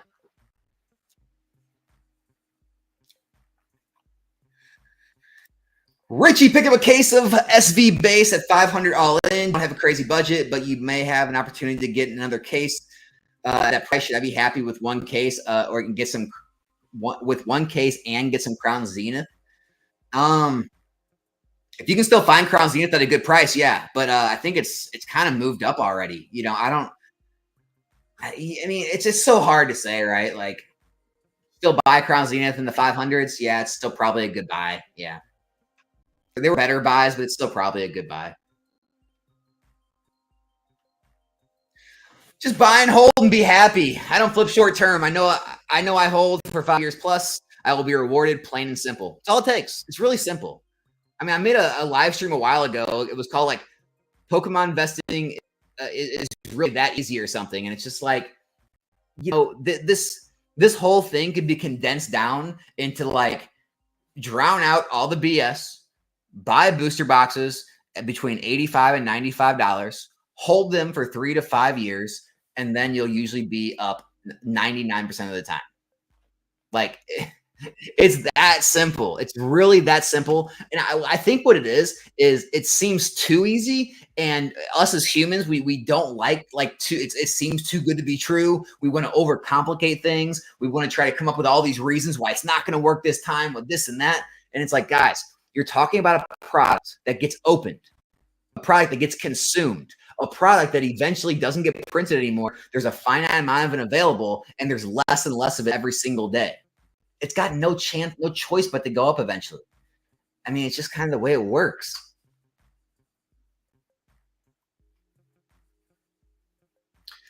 Oh, when you live in California, the low humidity, I bought those little AC vent out the windows. And I had to dump out the water daily. Interesting. Yeah, I haven't had any issues with the humidity.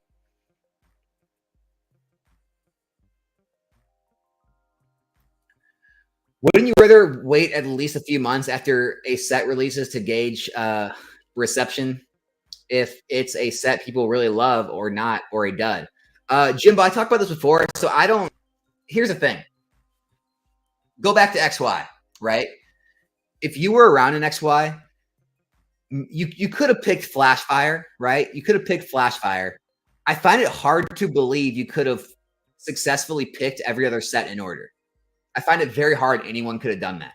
I find it very hard people would have put like, Furious Fists up there, or base set up there, or Evolutions being $800, or Breakthrough being one and being one of the lowest performers. Like I find it very hard to believe. They can go to Sun and Moon. I'm telling you right now, you look back now, it's easy to look back, right? Hindsight's 2020. During the time that Burning Shadow set, that was all the rage. The Guzma in that set, that was a super playable trainer. That thing was sky high. Everyone was all about the wick. They call it thick wick. Everyone was about the wick, waifu trainer. The Charizard is still one of the most expensive modern Charizards available in a PSA 10. That Rainbow Rare Zard. Burning Shadows was a setback then. People liked it. I could have never told you it would have been outperformed by almost every other set in the whole era. I could have never told you that. I could have never told you Forbidden Light would have outperformed that. And so, you could have never said that Team Up was going to be as good as it was. I'm telling you guys, I was there. Team Up, the Latios was not a loved card. It was nowhere near the top hit in the set. Maybe you could have picked Cosmic Eclipse. Maybe you could have picked Hidden Fates, things like that. But even Hidden Fates hasn't been done. My point is I don't try to be a set picker anymore, right? I just buy them all. I blanket buy them all. And like I talked about, I get in the high 80s. I buy from Eli in the high 80s. And, I know my risk is very low because we very rarely see sets drop in the 80s or go below 80. If it's a dud set, maybe it doesn't go up as much as others. If it's a good set, maybe it goes up more. It usually is all going to equal out. It's like a mutual fund. If you want to take a more risky route and don't want to be as conservative, then sure. Wait some time, try to be a set picker, just buy the sets that you see that are good, just buy Paldea Temporal, and then like another set, maybe the Dragon set, and skip all the other ones for sure. You can definitely do that. I've just come to the conclusion that I don't want to try to outsmart the sets or outsmart the market. I just buy every single set nowadays.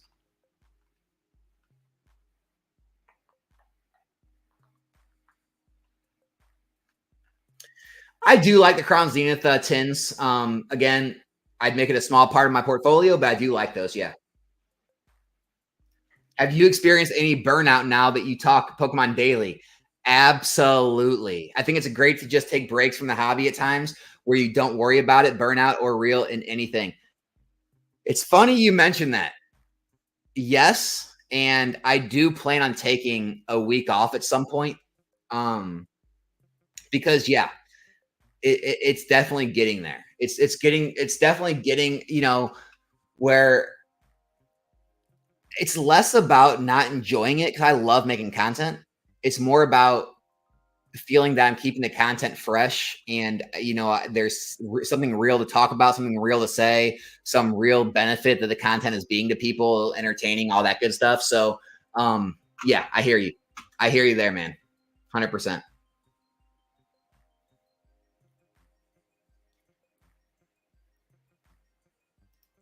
I was asking about Chilling Reign. Is there are verified sellers selling the card at 90, but people are buying the card at 110, 130. Just doesn't make sense. What card? Let's go take a look at it.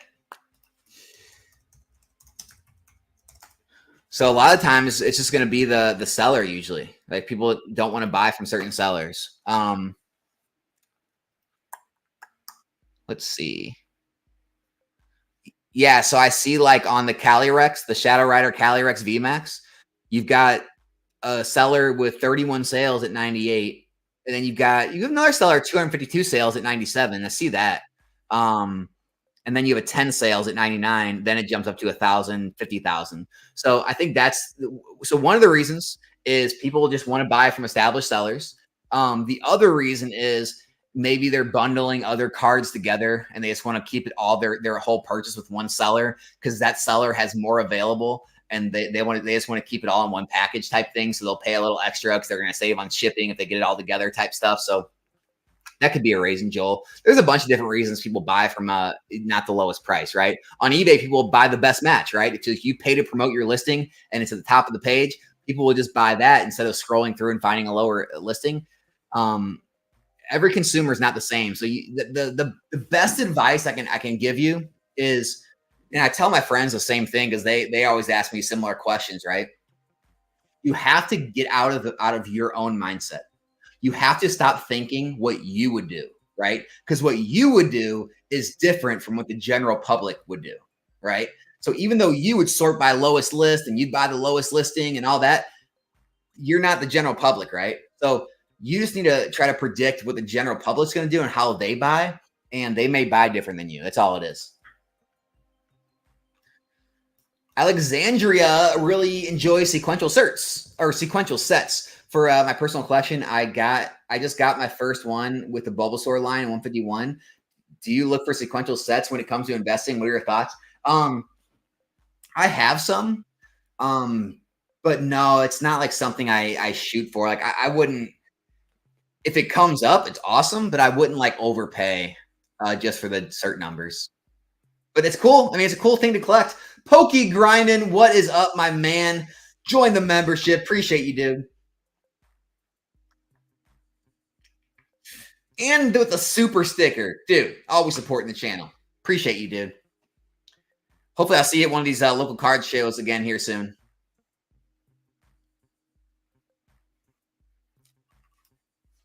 Sir Manda, I have been asking myself the same question. With specialty sets not having sealed value, do you think it's a good idea to not buy ETBs, but the product with the lowest price per pack and just break them down also saves a lot of space? It's a possibility.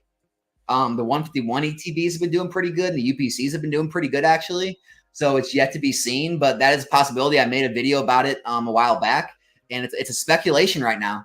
We're going to see how it plays out, but it's definitely a possibility. You can definitely start to place your bets there if you want.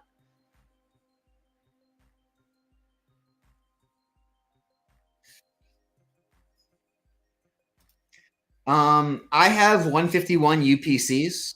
I have 5 cases of them for the time being. I do not have any Japanese 151. I was against it then. I'm against it now. I've been against it from the time it's been released. If you can pick it up in the 50s and 60s, I think it's a lot safer play than what it has been for the past year. So that's my advice on Japanese 151. At the right entry point, it's great. The entry points we've seen for the last year, I think it's been terrible.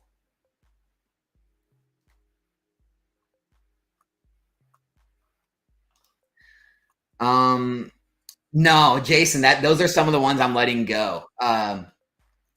You know, I'm not. Here's the thing. I understand condition rarity, right?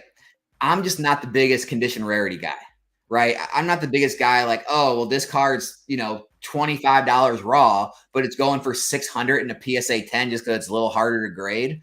Like, it just doesn't have that much value to me, right? Like, those cards, like when I bought them and stuff, like, yeah, they have a $200 value to me. Like I'll pay 150, 200 bucks for a 10. But now that they're going for like five, $600 and stuff, they just don't have that value to me. So I'm letting them go. Make sense?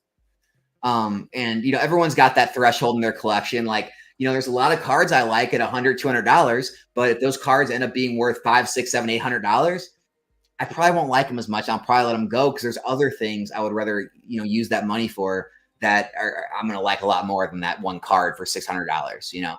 So no, I am letting those go. Appreciate you, brother. Everything is going well. Pack break is tomorrow night for anyone that wants to jump in on that. Since I have everyone in here, if anyone doesn't ever take part in the breaks, I will at least show you what we got coming tomorrow. So we still got Twilight Masquerade, Temporal Forces, got the Crown Zenith, we got the 151 Paradox Rift, Paldean Fates, Paldea Evolve, Brilliant Stars, Silver Tempest, Scarlet Violet Base, Obsidian, and then we got whole boxes of Twilight Masquerade, ETBs of Crown Zenith and Paldean Fates. We got whole boxes of Brilliant, Silver, Scarlet Violet Base, and Battle Styles, and even Charizard UPCs if you want to open those. So if you guys want to jump in on the break tomorrow at nostalgianomics.com, it's at 7 p.m. tomorrow night on the channel. It's always a good time. We always have a blast. If you've never been a part of one, and even if you don't want to buy packs, consider showing up tomorrow. It's always fun. It's always a good time. Get to root everyone else on, even if you don't jump in on any.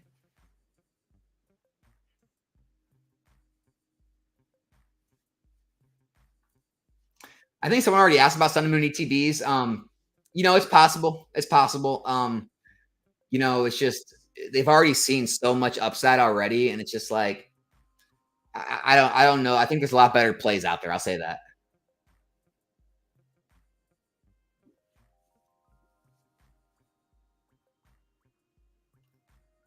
I've been buying sets 1.5 to 2 years after release with second reprint wave. It's gone well so far. Thoughts on the strategy? Yeah, absolutely. Like I said, you can definitely try timing the market. It's just there will come times like team up and things where you will miss out on things. And you just have to be comfortable with that. And there'll be things like Evolving Skies where the reprint only puts it down to like 130 a box. So you're going to have to be okay with that. You might miss out on the lows. But if you don't like having your money locked up and you feel it's dead money type thing, yeah, feel free to wait.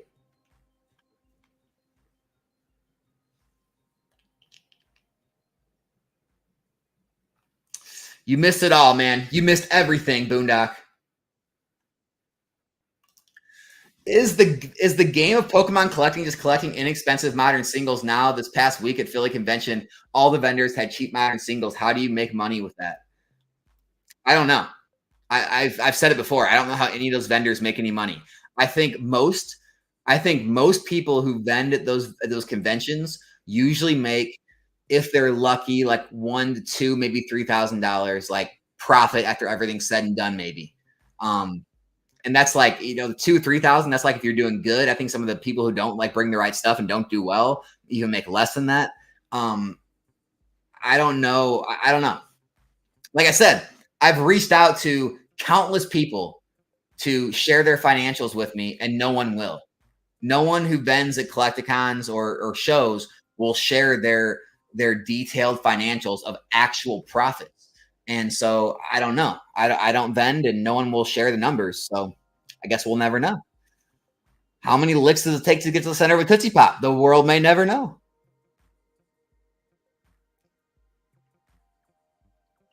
Silver Tempest from Pokemon Center. It's a good play.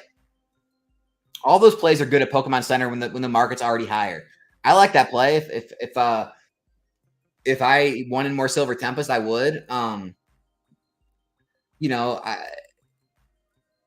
It's hard, right? It's like, technically you can just keep buying and buying forever. I get to certain positions and sets where I'm comfortable. I don't want to go anymore. Like I don't want to get like too heavy in one position and have too much capital in one position. So yeah, there's definitely money you made there though. If you don't have Silver Tempest or you need more of it, not a bad idea. Not a bad idea. Sold my Sword and Shield cases for PSA 10 ponchos. Just way too many people have closets full of cases. Oh, Jacob, don't tell me you did that, man. If you did, I hope you did before. Like, I hope you did, like, months ago before this. I hope you didn't buy into this spike on those.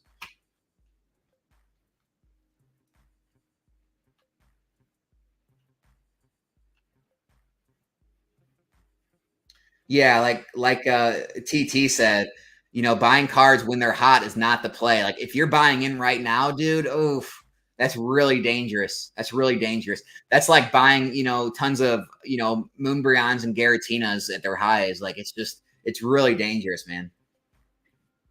Much more dangerous than Sword and Shield boxes.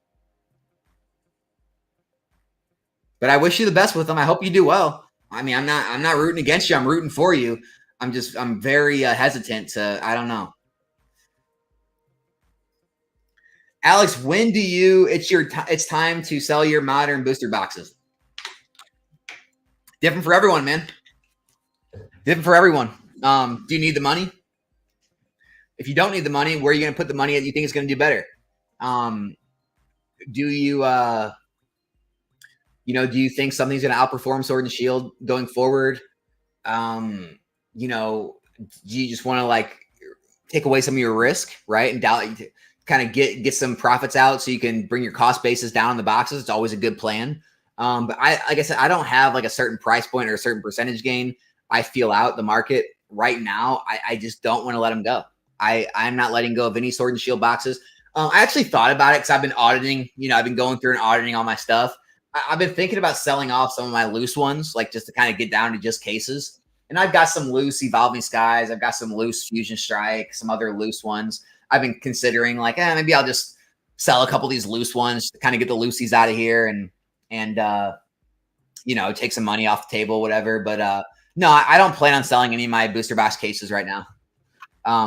It's just different for everyone. It's a hard question, right? I don't have the answer. Everyone's got a different answer.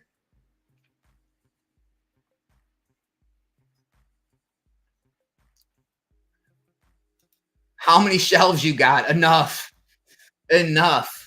I still got room to grow. Like I said, I used to be really, I used to really attack the whole like space thing, and I used to like go at people for it. But I get it, right? Like my living situation is different than others. I know others live in an apartment, or they have a smaller house, or they have kids, and their house is jam packed. Like, so I get it. I get space can become an issue.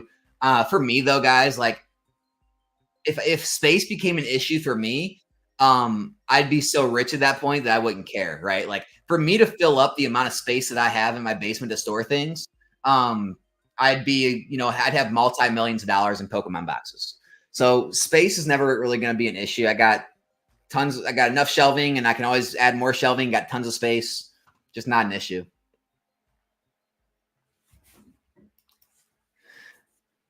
Evening, Alex. Everyone, hope you're all doing well. Got in the stream a little late, so gonna have to rewind back, but hope you're doing well. Enjoy most of the recent stream with Eli. I appreciate that, man. Just came by to show some love. Appreciate it. No question there. Just saying what's up. I like it. I like it. The Evolutions 3-pack blisters from the Pokemon Center. They might be all right.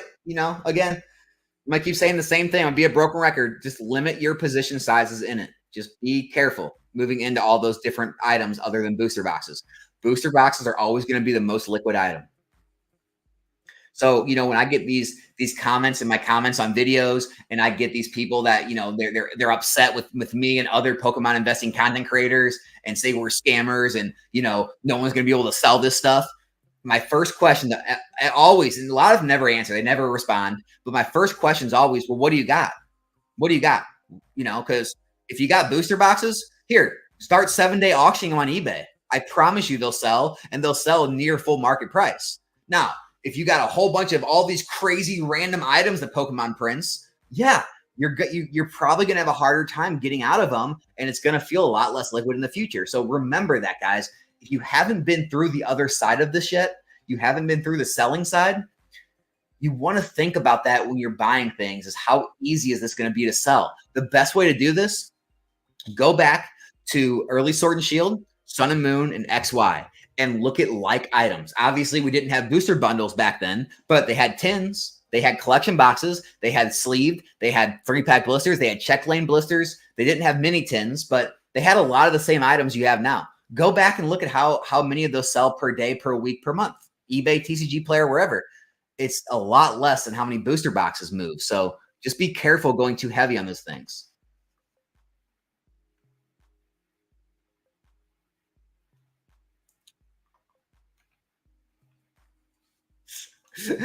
People in your chat, when's a good time to sell Twilight Masquerade? I love it.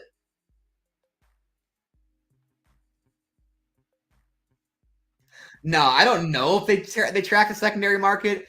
I would guess that Pokemon is smart enough to track the secondary market, though. Alex, for a pure investment, would you grab Crown Zenith ETB booster case, Paradox, or Temporal? I think Paradox at the current prices. I think you can still find Paradox in the mid 500s, which is like under $95 a box. I like Paradox as a set long term at those prices more than I think the other ones right now.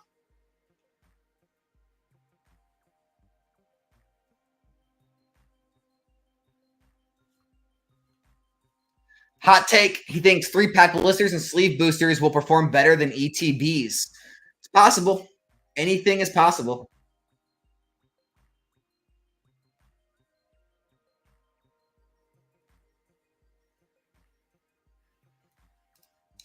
I do not recommend this. Buying the Pokemon Center ETBs like Fusion Strike, LO, Brilliant Stars, or just shift that money into Scarlet and Violet. Yeah, those PC ETBs and Sword and Shield were very overprinted.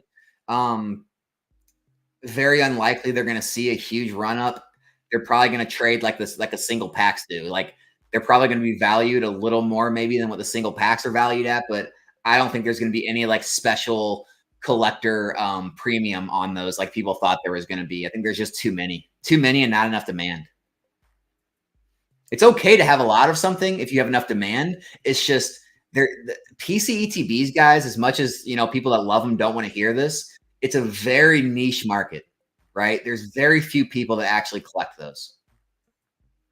And when I say very few, yeah, there's probably tens of thousands of people that collect them. But for the scope of Pokemon, there's way more that collect booster boxes or PSA 10 slabs or singles. Like they are a smaller item. Yeah, I just saw Moonbrion's getting lower. I know the Garatina dropped into. I know there were like some sales really low in like the 7s, but it seems like it's holding up in the 800s. So yeah, I mean, guys, I said this. I mean, I made a video. Did I not make a video? Do I like? I don't know. Sometimes I forget things, but I feel like I made a video saying this. Let me see. Yeah, here it is.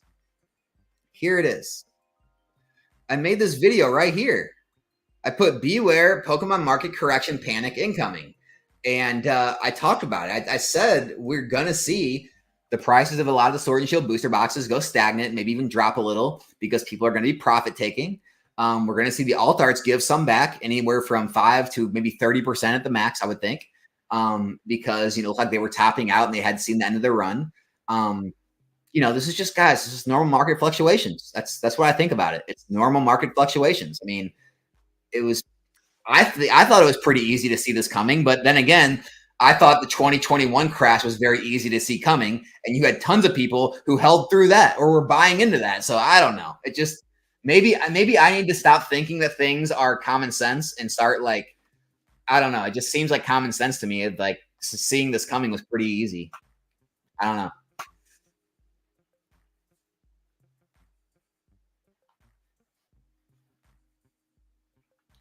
Stamped promos are highly underrated. I used to think the same thing. I used to invest in pre-release kits, building battle kits, whatever you call them now.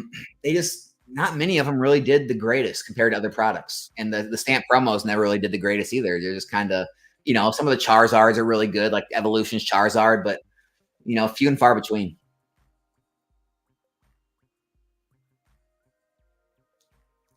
Do you believe ancient/future Eevee and Charizard sets will come? I don't know. I mean, gosh, we've already had 3 Charizards. I think they need to cool it on the Charizards, to be honest with you. Maybe Evolutions.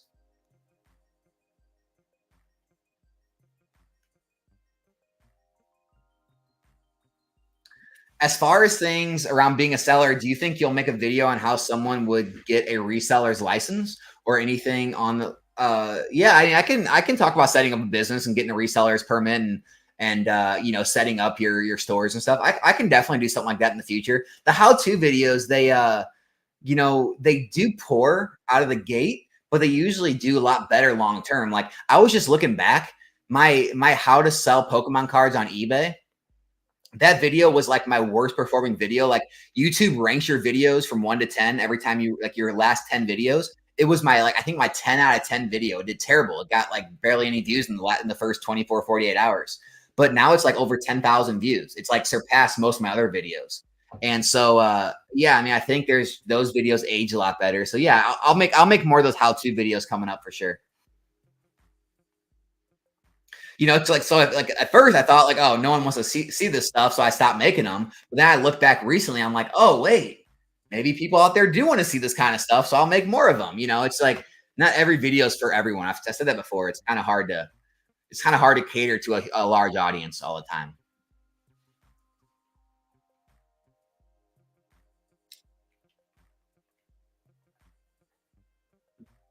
If you were only allowed to invest in one SV set,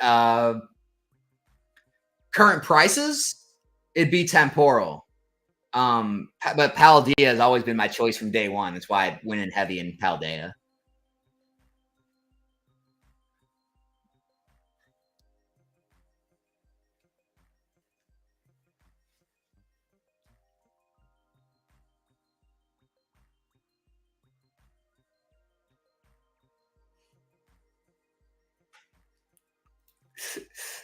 Hi, I'm new here. Is it true you ended Pokenomics? Man, that's a story for a whole video, right?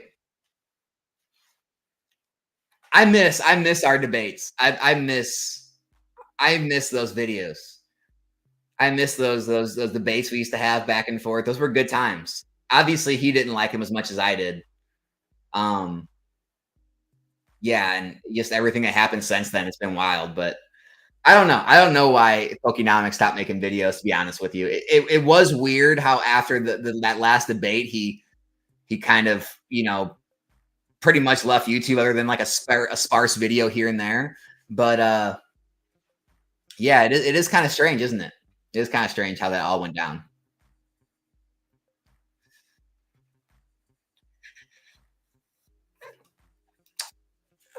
Simply Heather, what advice would you give someone for starting out and is getting overwhelmed with all their inventory, shipping products, and whatnot? Yes. So I would, since you've experimented now, I would focus on what part of that you enjoyed the most, right? Did you enjoy, what do you enjoy the most in the hobby, and focus on that and stop trying to do everything, right? Because that's how I had, I was getting up to hundreds and hundreds of cards on eBay and TCG Player. I had all these boxes full, and every morning I had, 5, 10, 15 orders to ship.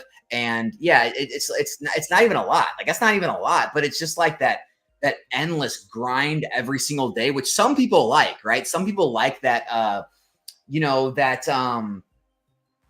I don't even know how you call it, that steadiness, of always having that like, income and always having revenue flowing. I didn't like that. And you might not be someone that likes that. So maybe like, longer term investing plays are more for you, right? Like, I mean, I made plays on these alt arts recently, or, where maybe you buy out, or you, take positions in certain singles or sealed products, and maybe you hold for 1, 2, 3, 4, 5, 6 months, a year, whatever it may be. And then when you see those appreciations you want to see, you dump everything all at once. So you're only going through that selling cycle for a short period of time, and then you're not again. And so, it's a way to break things up, which I like that method a lot more. But yeah, it's really hard because the larger you grow, if you're doing that day-to-day grind, it does get overwhelming. And I found out really quick that I like making content a lot more than I do dealing with all that every single day. And so I ramped mine down. But it's all about what you're trying to do in the hobby, what your goals are. It's kind of what I was talking about when this first started. You just have to define for yourself exactly what you want to do with the hobby. Not everything's for everyone. It's just a simple truth. Pokey Crab, I wouldn't say I invest in other TCGs. I speculate in other ones. You know, I got some Yu-Gi-Oh. I've got some One Piece. I'm gonna have some Star Wars. I put in orders with Eli for the next Star Wars set, so I'm gonna be moving into that. But nothing anywhere near the amount of money I'm putting into Pokemon. So they're more like I would call them speculations, small speculations, whereas Pokemon is a much more longer term investment for me. What was your favorite moment, talking point, or common ground during the podcast with PK? Honestly, man, I was expecting more fireworks. It was really I don't know. It wasn't what I was expecting. I was prepared for a lot different debate discussion than that. Um, it was nice that we could end all that. Like I said it in Eli's stream. I think you guys, I think the chat and the viewers and the comment section, I think you guys were keeping it going and pouring more fuel on the fire than even needed to be. I don't think I guess there was probably a time when we were really at each other's throats. I will say that, but I don't think me and him have really been at each other's throats for a while now. I think it's just been kind of. I think it's just that's kind of why the stream was just kind of blah. It's because we both don't really have anything against each other. It's all kind of over, right? It's forgotten. So I guess that's my favorite part is just having it kind of done and you know wipe the slate clean. Hopefully everyone can move on and enjoy the hobby again.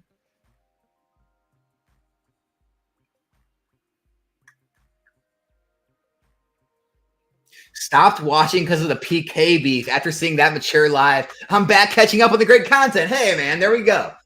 It's already helping the channels out. I'm sure he's got people doing the same thing. So there we go. You think Silver Tempest cases have a higher premium than other sets because PC restricting 4 boxes? Nah, there's a lot of Silver Tempest cases out there. I'm sure the premium is going to be around the same. Alex, I've got some good trade bait for loose Evo Skies box. Hit me up. Hey, hit me up, dude. Hit me up on Instagram or on Discord because I'll forget. So hit me up. I will. I'll definitely take a look at what you got. Storage units, man. Here's the thing about storage units, right? Every month you're eating into your investment. Every month. Like I am very anti-storage units, very anti-storage unit because every single month you're paying that fee. And there's times where Pokemon boxes don't move for a year.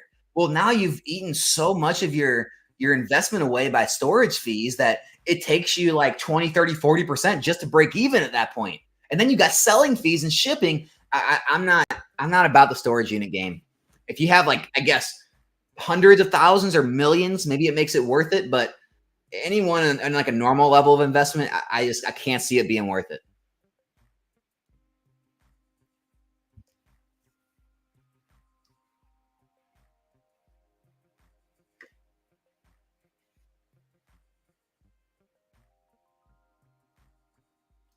Alex, some investing YouTubers disagree that booster boxes are the most liquid once they get expensive versus an ETB or other supplemental items. Dollar for dollar, they're the most liquid. Dollar for dollar, they're the most liquid. You would have to sell what is an Evolving Skies ETB going for? Hold on. So Evolving Skies ETB is going for about 120, so 130. So you would have to sell 6. You'd have to sell 5. Yeah, you'd have to sell 5 ETBs to make up for 1 booster box in value, right? So it's like dollar for dollar. I think they're the most liquid item. Just like you could say, well, like a 3-pack blister had more sales than the booster box this week. It's like, dude, you got to sell like 100 3-pack blisters or something, or 50 3-pack blisters. So it's like, dollar for dollar, they're usually the most liquid. They're the most cost effective for space wise. They're the most sought after item in any set. Like a booster box is the mainline item that they're the only item. They're not the only, they hold the best sealed premium, right? So most of the other products like, tins, collection boxes, blisters, their value is derived from the packs inside and the promo card, right? And the graded promo cards going for a lot that can help the blister, but that's where the value is derived. There's not like a sealed premium usually. Now on booster boxes, they hold a sealed premium. That's why you have people complaining, Alex, why can Evolving Skies booster packs be $10, but the box is going for $700? Because the box is a sealed premium, right? Whereas the other products, they don't really have as much of that. They have maybe a small one, but I'm still going to be pro booster boxes.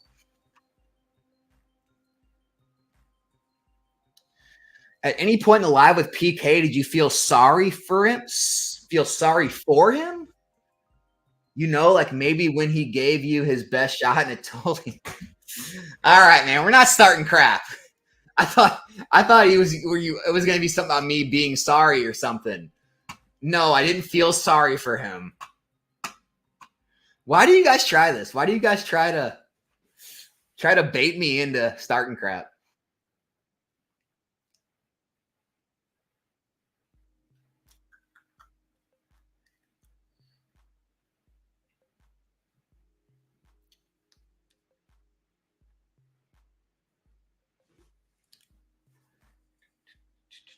I've almost made it to the end, guys. I grade 10s and sell 10s. I use that profit to collect 10s. To me, it's fun. I get the add to my collection at no cost. I buy 2 of each set to hold on to. Yeah, see, Corey. So my issue is I do the same thing. I hear you, right? A lot of the cards in my collection, I either have, when you take like the whole order, it's hard. Like when you depending on how you calculate out your expenses, but like let's say I send in 50 cards to PSA, and at the end those cards are worth $7,000, and I sell off 7,000, and it only costs me, let's say, like what would 50 cards to grade, like $700-800, and then say I spent like $1-2 grand on the cards. So let's say I sell like $5,000 of those cards. Technically, I've already got all my money back and profited, and then all the cards I put away are free, right? Technically, they're free. But then I start looking at my collection, and I'm like, okay, even though I didn't pay anything for that, or even though I graded that Moonbreon myself and I paid $600 for it, that's still $1,500 sitting there. That's still a $600 Vaporeon V, right? That's still, and you start looking at that and you're just like, I get that I don't have any of my own money, or I have a very small amount of my own money in it. But at the same time, it's like, I don't know if I care that much about it still for that much money type thing, where I might rather have like 3 XY boxes, right? I'd rather have like a Fates Collide, Breakthrough, and Brilliant or Evolutions box or something. So it's like it just depends, man. It's a hard back and forth you have in your mind on those. But I know what you're saying, and that's the best way to do it. That's the best way to build your collection. I think Alex is forgetting Scarlet and Violet PCETBs were not overprinted like Sword and Shield, and also have exclusive promos. I'm not forgetting. I'm gonna stand by my booster box comment, and if I'm wrong, we can all laugh at Alex and say he's wrong. Right? It gives you guys something to do. But I'm sticking by. I think booster boxes are gonna outperform in 3 to 5 year time frame, all that same stuff. After they go out of print, I think booster boxes are gonna continue to be the mainline item, even with the stamp promos.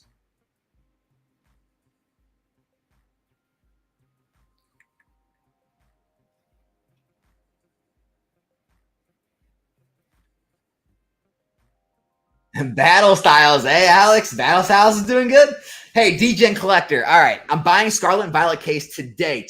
Paradox or Temporal. I've already got 2 PE cases in January, thanks to Nostalgianomics. Paradox or Temporal?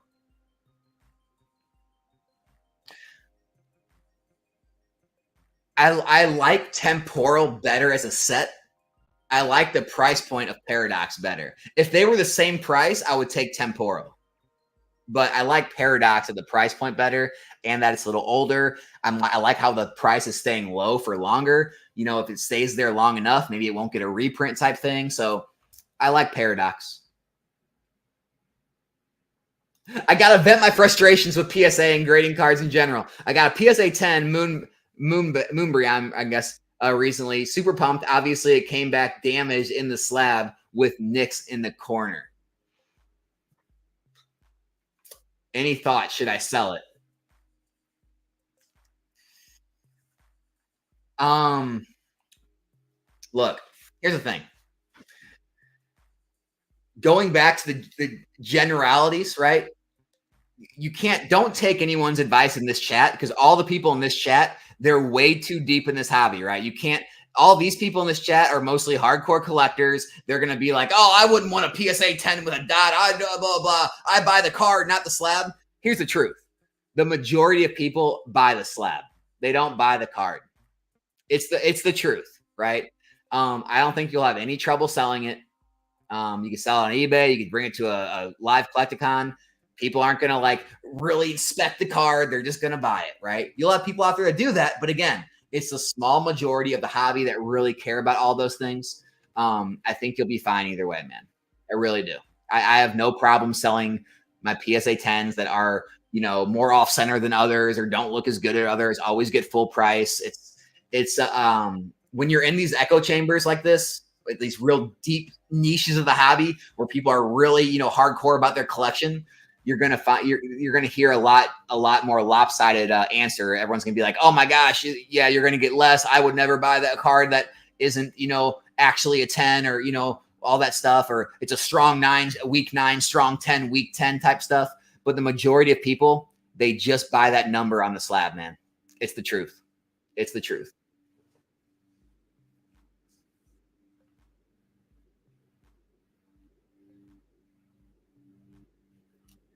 I'm not buying 151. But I did say in the 50s and 60s, it does seem like it's going to be an okay pickup.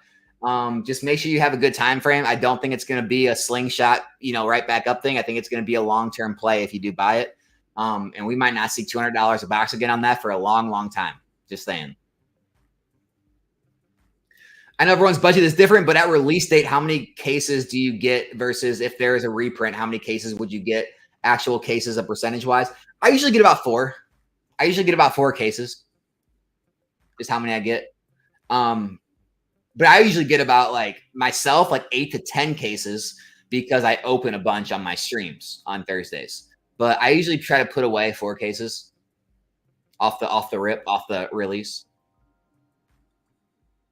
And here's the thing, guys. It's like, you know, for every story people say, like, I waited a year and a half and I got in a good price, there's another story like Paldea, right? Like, well, I got Paldea right away, and now it's, you know, I've already made 60% of my money type thing. So it's like, you know, it can go one way or the other. It's just, like I said, I think most things average out, guys. Like, I think people are too worried about reprints. They're too worried about price points. They're too worried about this dollar, that dollar, shipping, taxes, everything averages out, you know. I mean, it's not as big of a deal as people make it. As long as you're getting in relatively the same price, you're going to be fine. More how-to videos, please. You've been helpful. We'll do, Pokegaga. We'll do. You are heard loud and clear, my man. Buying singles from TCG Player. Have you had good, bad luck with the quality? Have you graded cards after buying there? I have a lot better luck, and other people have better luck with the textured front cards, the higher value cards. Less luck with the illustration rares, the trainer galleries that aren't textured, hollow promos. Those are much harder to find gradable. The textured ones are much easier. And the newer the card is, the newer it is, just got released, like Twilight Masquerade Temporal, a lot easier to find those gradable. Then the further you get back, the harder and harder it gets to find gradable copies. So that's my advice there.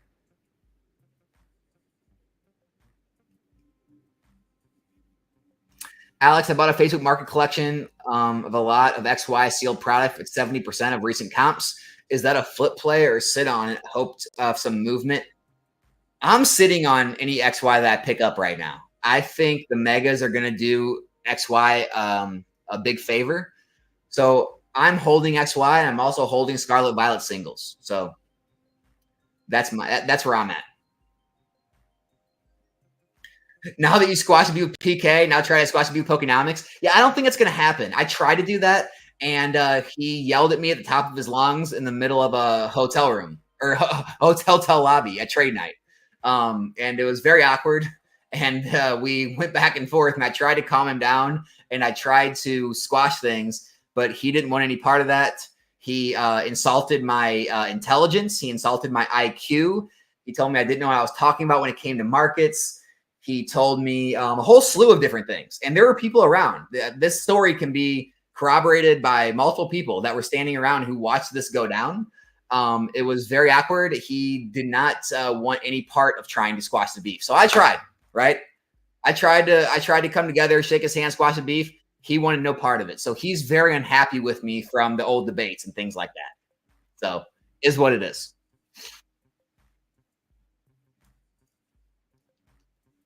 Sorcery? I know nothing about sorcery. I'm not going to talk about something I know nothing about, man. I'm sorry. Sorry about that. And the tax questions. You can't have a live stream without tax questions. Does the IRS tax long-term gains as pure profit, or do you still deduct your initial payment?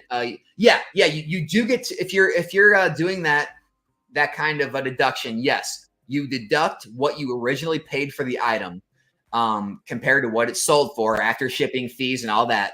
So after shipping fees, shipping materials, all that minus what you paid for the item, that's your profit. That's what you get taxed on.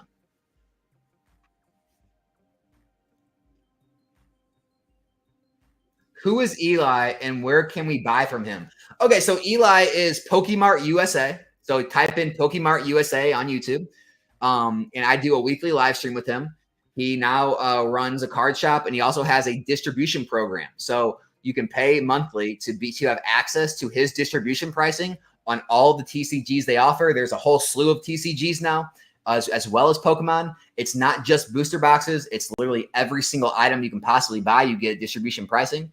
And you can, again, go to his channel, go to his recent live streams, click on the description. So here, I'll show you guys right now. Give Eli a little free marketing.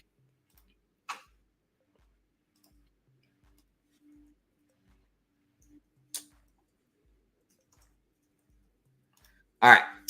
Go to Pokemart USA. All right. Click on live streams. Click our recent video. Everything can be found right here. Join the wholesale program. Go there, click that link. That will take you through the program, and that'll let you know everything you need to know about it, and pricing, all that good stuff. If you still don't have enough info, you can reach out to him, Instagram or Discord. Pokemart USA, same name.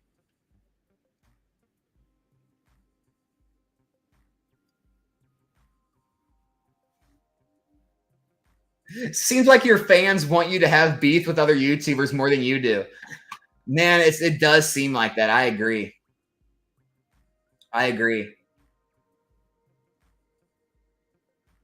If you had to spend 1K picking up SIRs from SV, what sets would you pick from? Temporal. I think Temporal's great. Paldea and Paradox. And then, probably some from Twilight Masquerade too. I mean, I don't think the Obsidian Flames are that great. Scarlet Violet base, there's a couple. There's like the Miriam Miraidon and the Gardevoir. That's about it. So I mean, pick up the ones that you think will be sought after in the future. It's kind of the rule.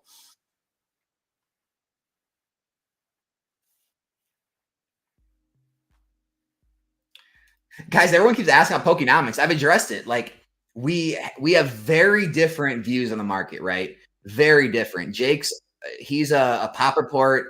He's a rarity guy. He's a very believes in anything that happened in the past with other collectible markets are going to happen in Pokemon. He may have changed his views now, but back then didn't have a lot of belief in modern. And we just had a lot of very strong debates, right? Which I enjoyed, but he didn't. I think he took it a little more personal. And so we kind of just he ended up blocking me from his channel. I met him at Collecticon in person. He didn't want to talk to me at Collecticon, so I saw him in the lobby after trade night. Tried to shake his hand and squash things, same way I did with PK. With PK, it went a lot more civil. We talked it out. We had disagreements, but we talked it out and shook hands. With Jake, it didn't go that way. He flipped out on me. Didn't want to talk. Wanted to insult me, and had no interest in squashing things. So that's the whole story. And again, there were others there in the lobby when all this went down. I didn't raise my voice at him. he put his hands on me a couple times, which I didn't mind. Like, whatever, put his hand on my shoulder or whatever. Like, I didn't care. Like, I'm not. I mean, you guys know. Like, I fight train. Like, there's not too much that gets me like worked up. I know I can handle myself against pretty much anyone, so I didn't ever feel like threatened or anything. But he was really amped up, and he I guess really feels strongly about me and my content, and I couldn't squash the beef with him, and that's where it stands. That's where it stands right now, ever since Charlotte Collecticon, and we move forward from here, which is weird because he's so controlled and so like well thought out on screen on his channel and other people's channels. But man, that night he was heated.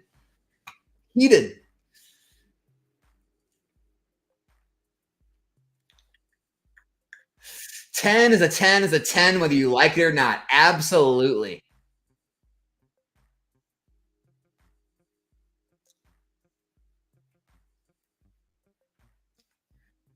Pokey Profit is in the chat. Thank you on the congrats for the 10K, man. I appreciate that. It has been a grind.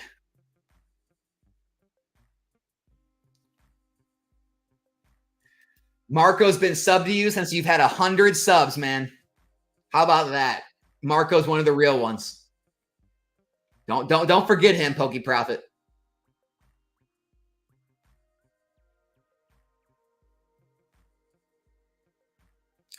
DGen, no one's going to do a video on stuff like that because they paint one of their own in a bad light. We talked about this before. I'm not going to get into the whole cabal thing, but it's like anyone who's in that like group of creators and poke sellers and Collecticon vendors, like they're all really good friends, really close. No one's ever going to talk about anything that paints any of their own in a bad light, right? They're very quick. Like you'll see if I do something wrong, right? You'll have 5-10 different creators all making videos with me in the thumbnail bashing me.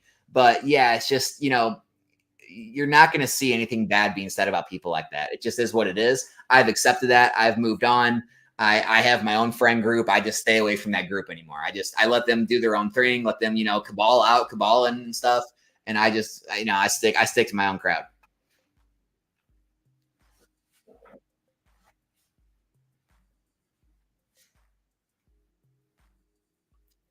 I was there. Pokenomics was pissed and shouting at you for 30 minutes. Yeah. I mean, I'm not lying about it. I mean, everyone was there to see it.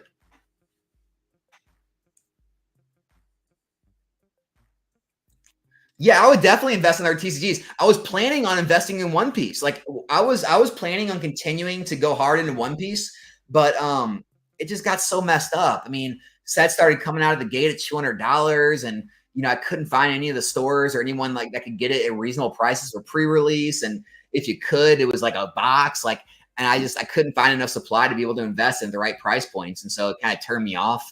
Lorcana, I'm just not a Disney fan, so I didn't really care to go that route. Not there's an opportunity. Like anyone who loves Lorcana, there's opportunity there. I'm not against it. It wasn't for me. I love Star Wars, but Star Wars TCGs have never really done good. There's been failed ones. This new one seems to be pretty good, so I do have some of that coming. I might try to start building some positions in Star Wars. Yeah, it's got to be something I actually like enjoy. I enjoy Pokemon, right? I enjoyed Yu-Gi-Oh! I don't enjoy the new stuff. I don't get it. I like the old stuff. I enjoy Star Wars. I'm a huge Star Wars fan, love Star Wars. And so it's gotta be something I enjoy that I can also make money with. If it's strictly money, my belief is eventually you're gonna get bored and you're gonna, it's not gonna last forever because you're not gonna really be in it. You're just gonna be in it for the money. And so, it would have to be a game that comes along that I care about. Like Sorcery, I know nothing about Sorcery. It's nothing I really care to learn. Like, and again, you can do great in these things. You can make a lot of money. It's just not for me. I should get an affiliate link for Eli. No, man, I don't need an affiliate link. Eli hooks me up. We're good. Me and Eli have a good relationship going. I don't need any more from him. He does enough. Magic is the only other TCG that has long-term value. Yeah, it does seem like other TCGs are hit and miss. Like Yu-Gi-Oh! it's got some sets that do extremely well, and then some sets that actually do, terrible. It does seem like Magic and Pokemon are just leading the way, doesn't it? Nostalgianomics chat is like Arby's. We have the beef. I've been sitting on the sidelines for Scarlet and Violet because I didn't want it to be popular. I didn't think it would be popular enough, but now the Magic Harp is going. I gotta get some sealed. Yeah, man, I know. I know.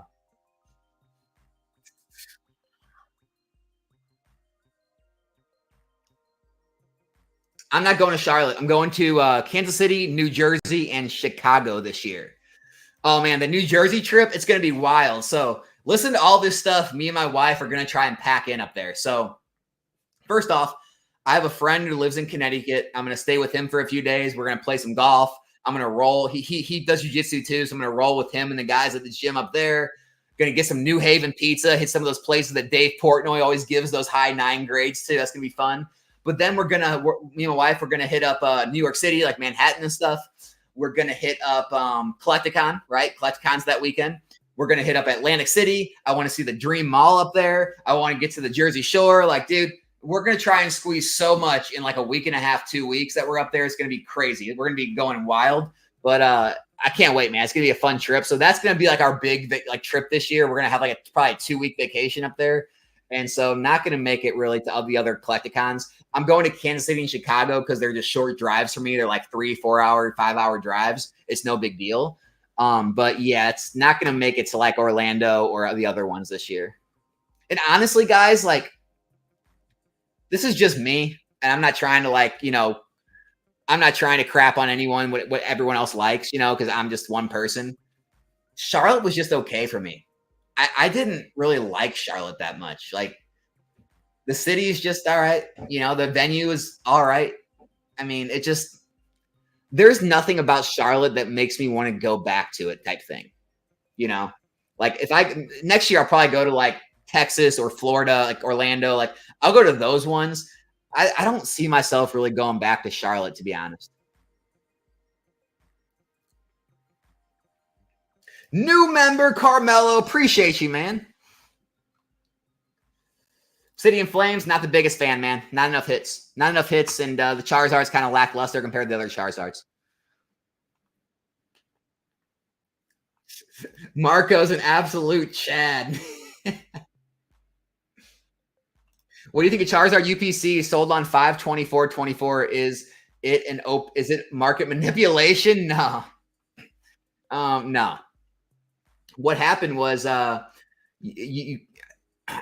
pretty sure they sold up to there at that point. Like that was all that was available. And then people started to list them and hit people started to undercut each other and the price came back down. But I think those sales were the lowest listings at the time because the market started to get bought so quickly because people are starting to see the promos move. People want the promos, the hype starting for, more Sword and Shield products other than the booster boxes.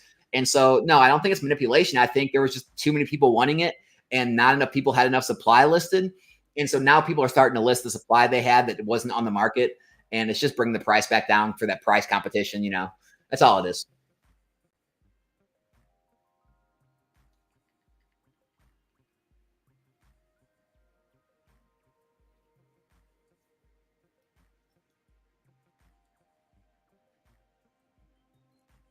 What's your chill to pull ratio? What do you mean? I don't have a lot of chill. I don't have too much chill in me. Buying the CZ bundles pretty heavy at 29 because eBay, the cheapest I can find is 35. Am I an idiot? Should I sell ETBs? Dude, I don't know. Bundles are too new. Bundles are too new for me to have a strong opinion on. If the price per pack makes sense, maybe it makes sense. I'm not a fan of them. I'm not a fan of the product itself. Like I just don't particularly like it. But I don't know as far as investability wise. It's just too early. It's just a new product. I can't give you a good answer on that. Eli seems like a good guy. You guys appear to be good mates. Always look forward to Tuesday lives. Hope it keeps going. Absolutely. Appreciate that, man. Yeah, he's a good guy, dude. Eli's great. And yeah, we're going to keep going. Guru, thanks for the membership. Appreciate that. PK lives up in Connecticut. You should stay there. Oh, man, that would break That would just break the Pokemon community. Can you imagine taking a pic with PK at his house? Oh, that'd be hilarious. That would be awesome. People only like Charlotte because of Rusty's house. Yeah, I mean, I guess that's part of it. Yeah, Dragon Ball. So I was starting to like think about getting into Dragon Ball, but it's doing the same thing as Star Wars and One Piece. It's like super high out of the gate. Like, if you didn't get in a pre-release, you're screwed. Like, and I don't know if that's going to continue because the other ones have failed. Like a lot of Dragon Ball Z, GT, Super TCGs have failed. So I just don't know how it's going to do. It scares me. But I love Dragon Ball. I mean, you guys know that.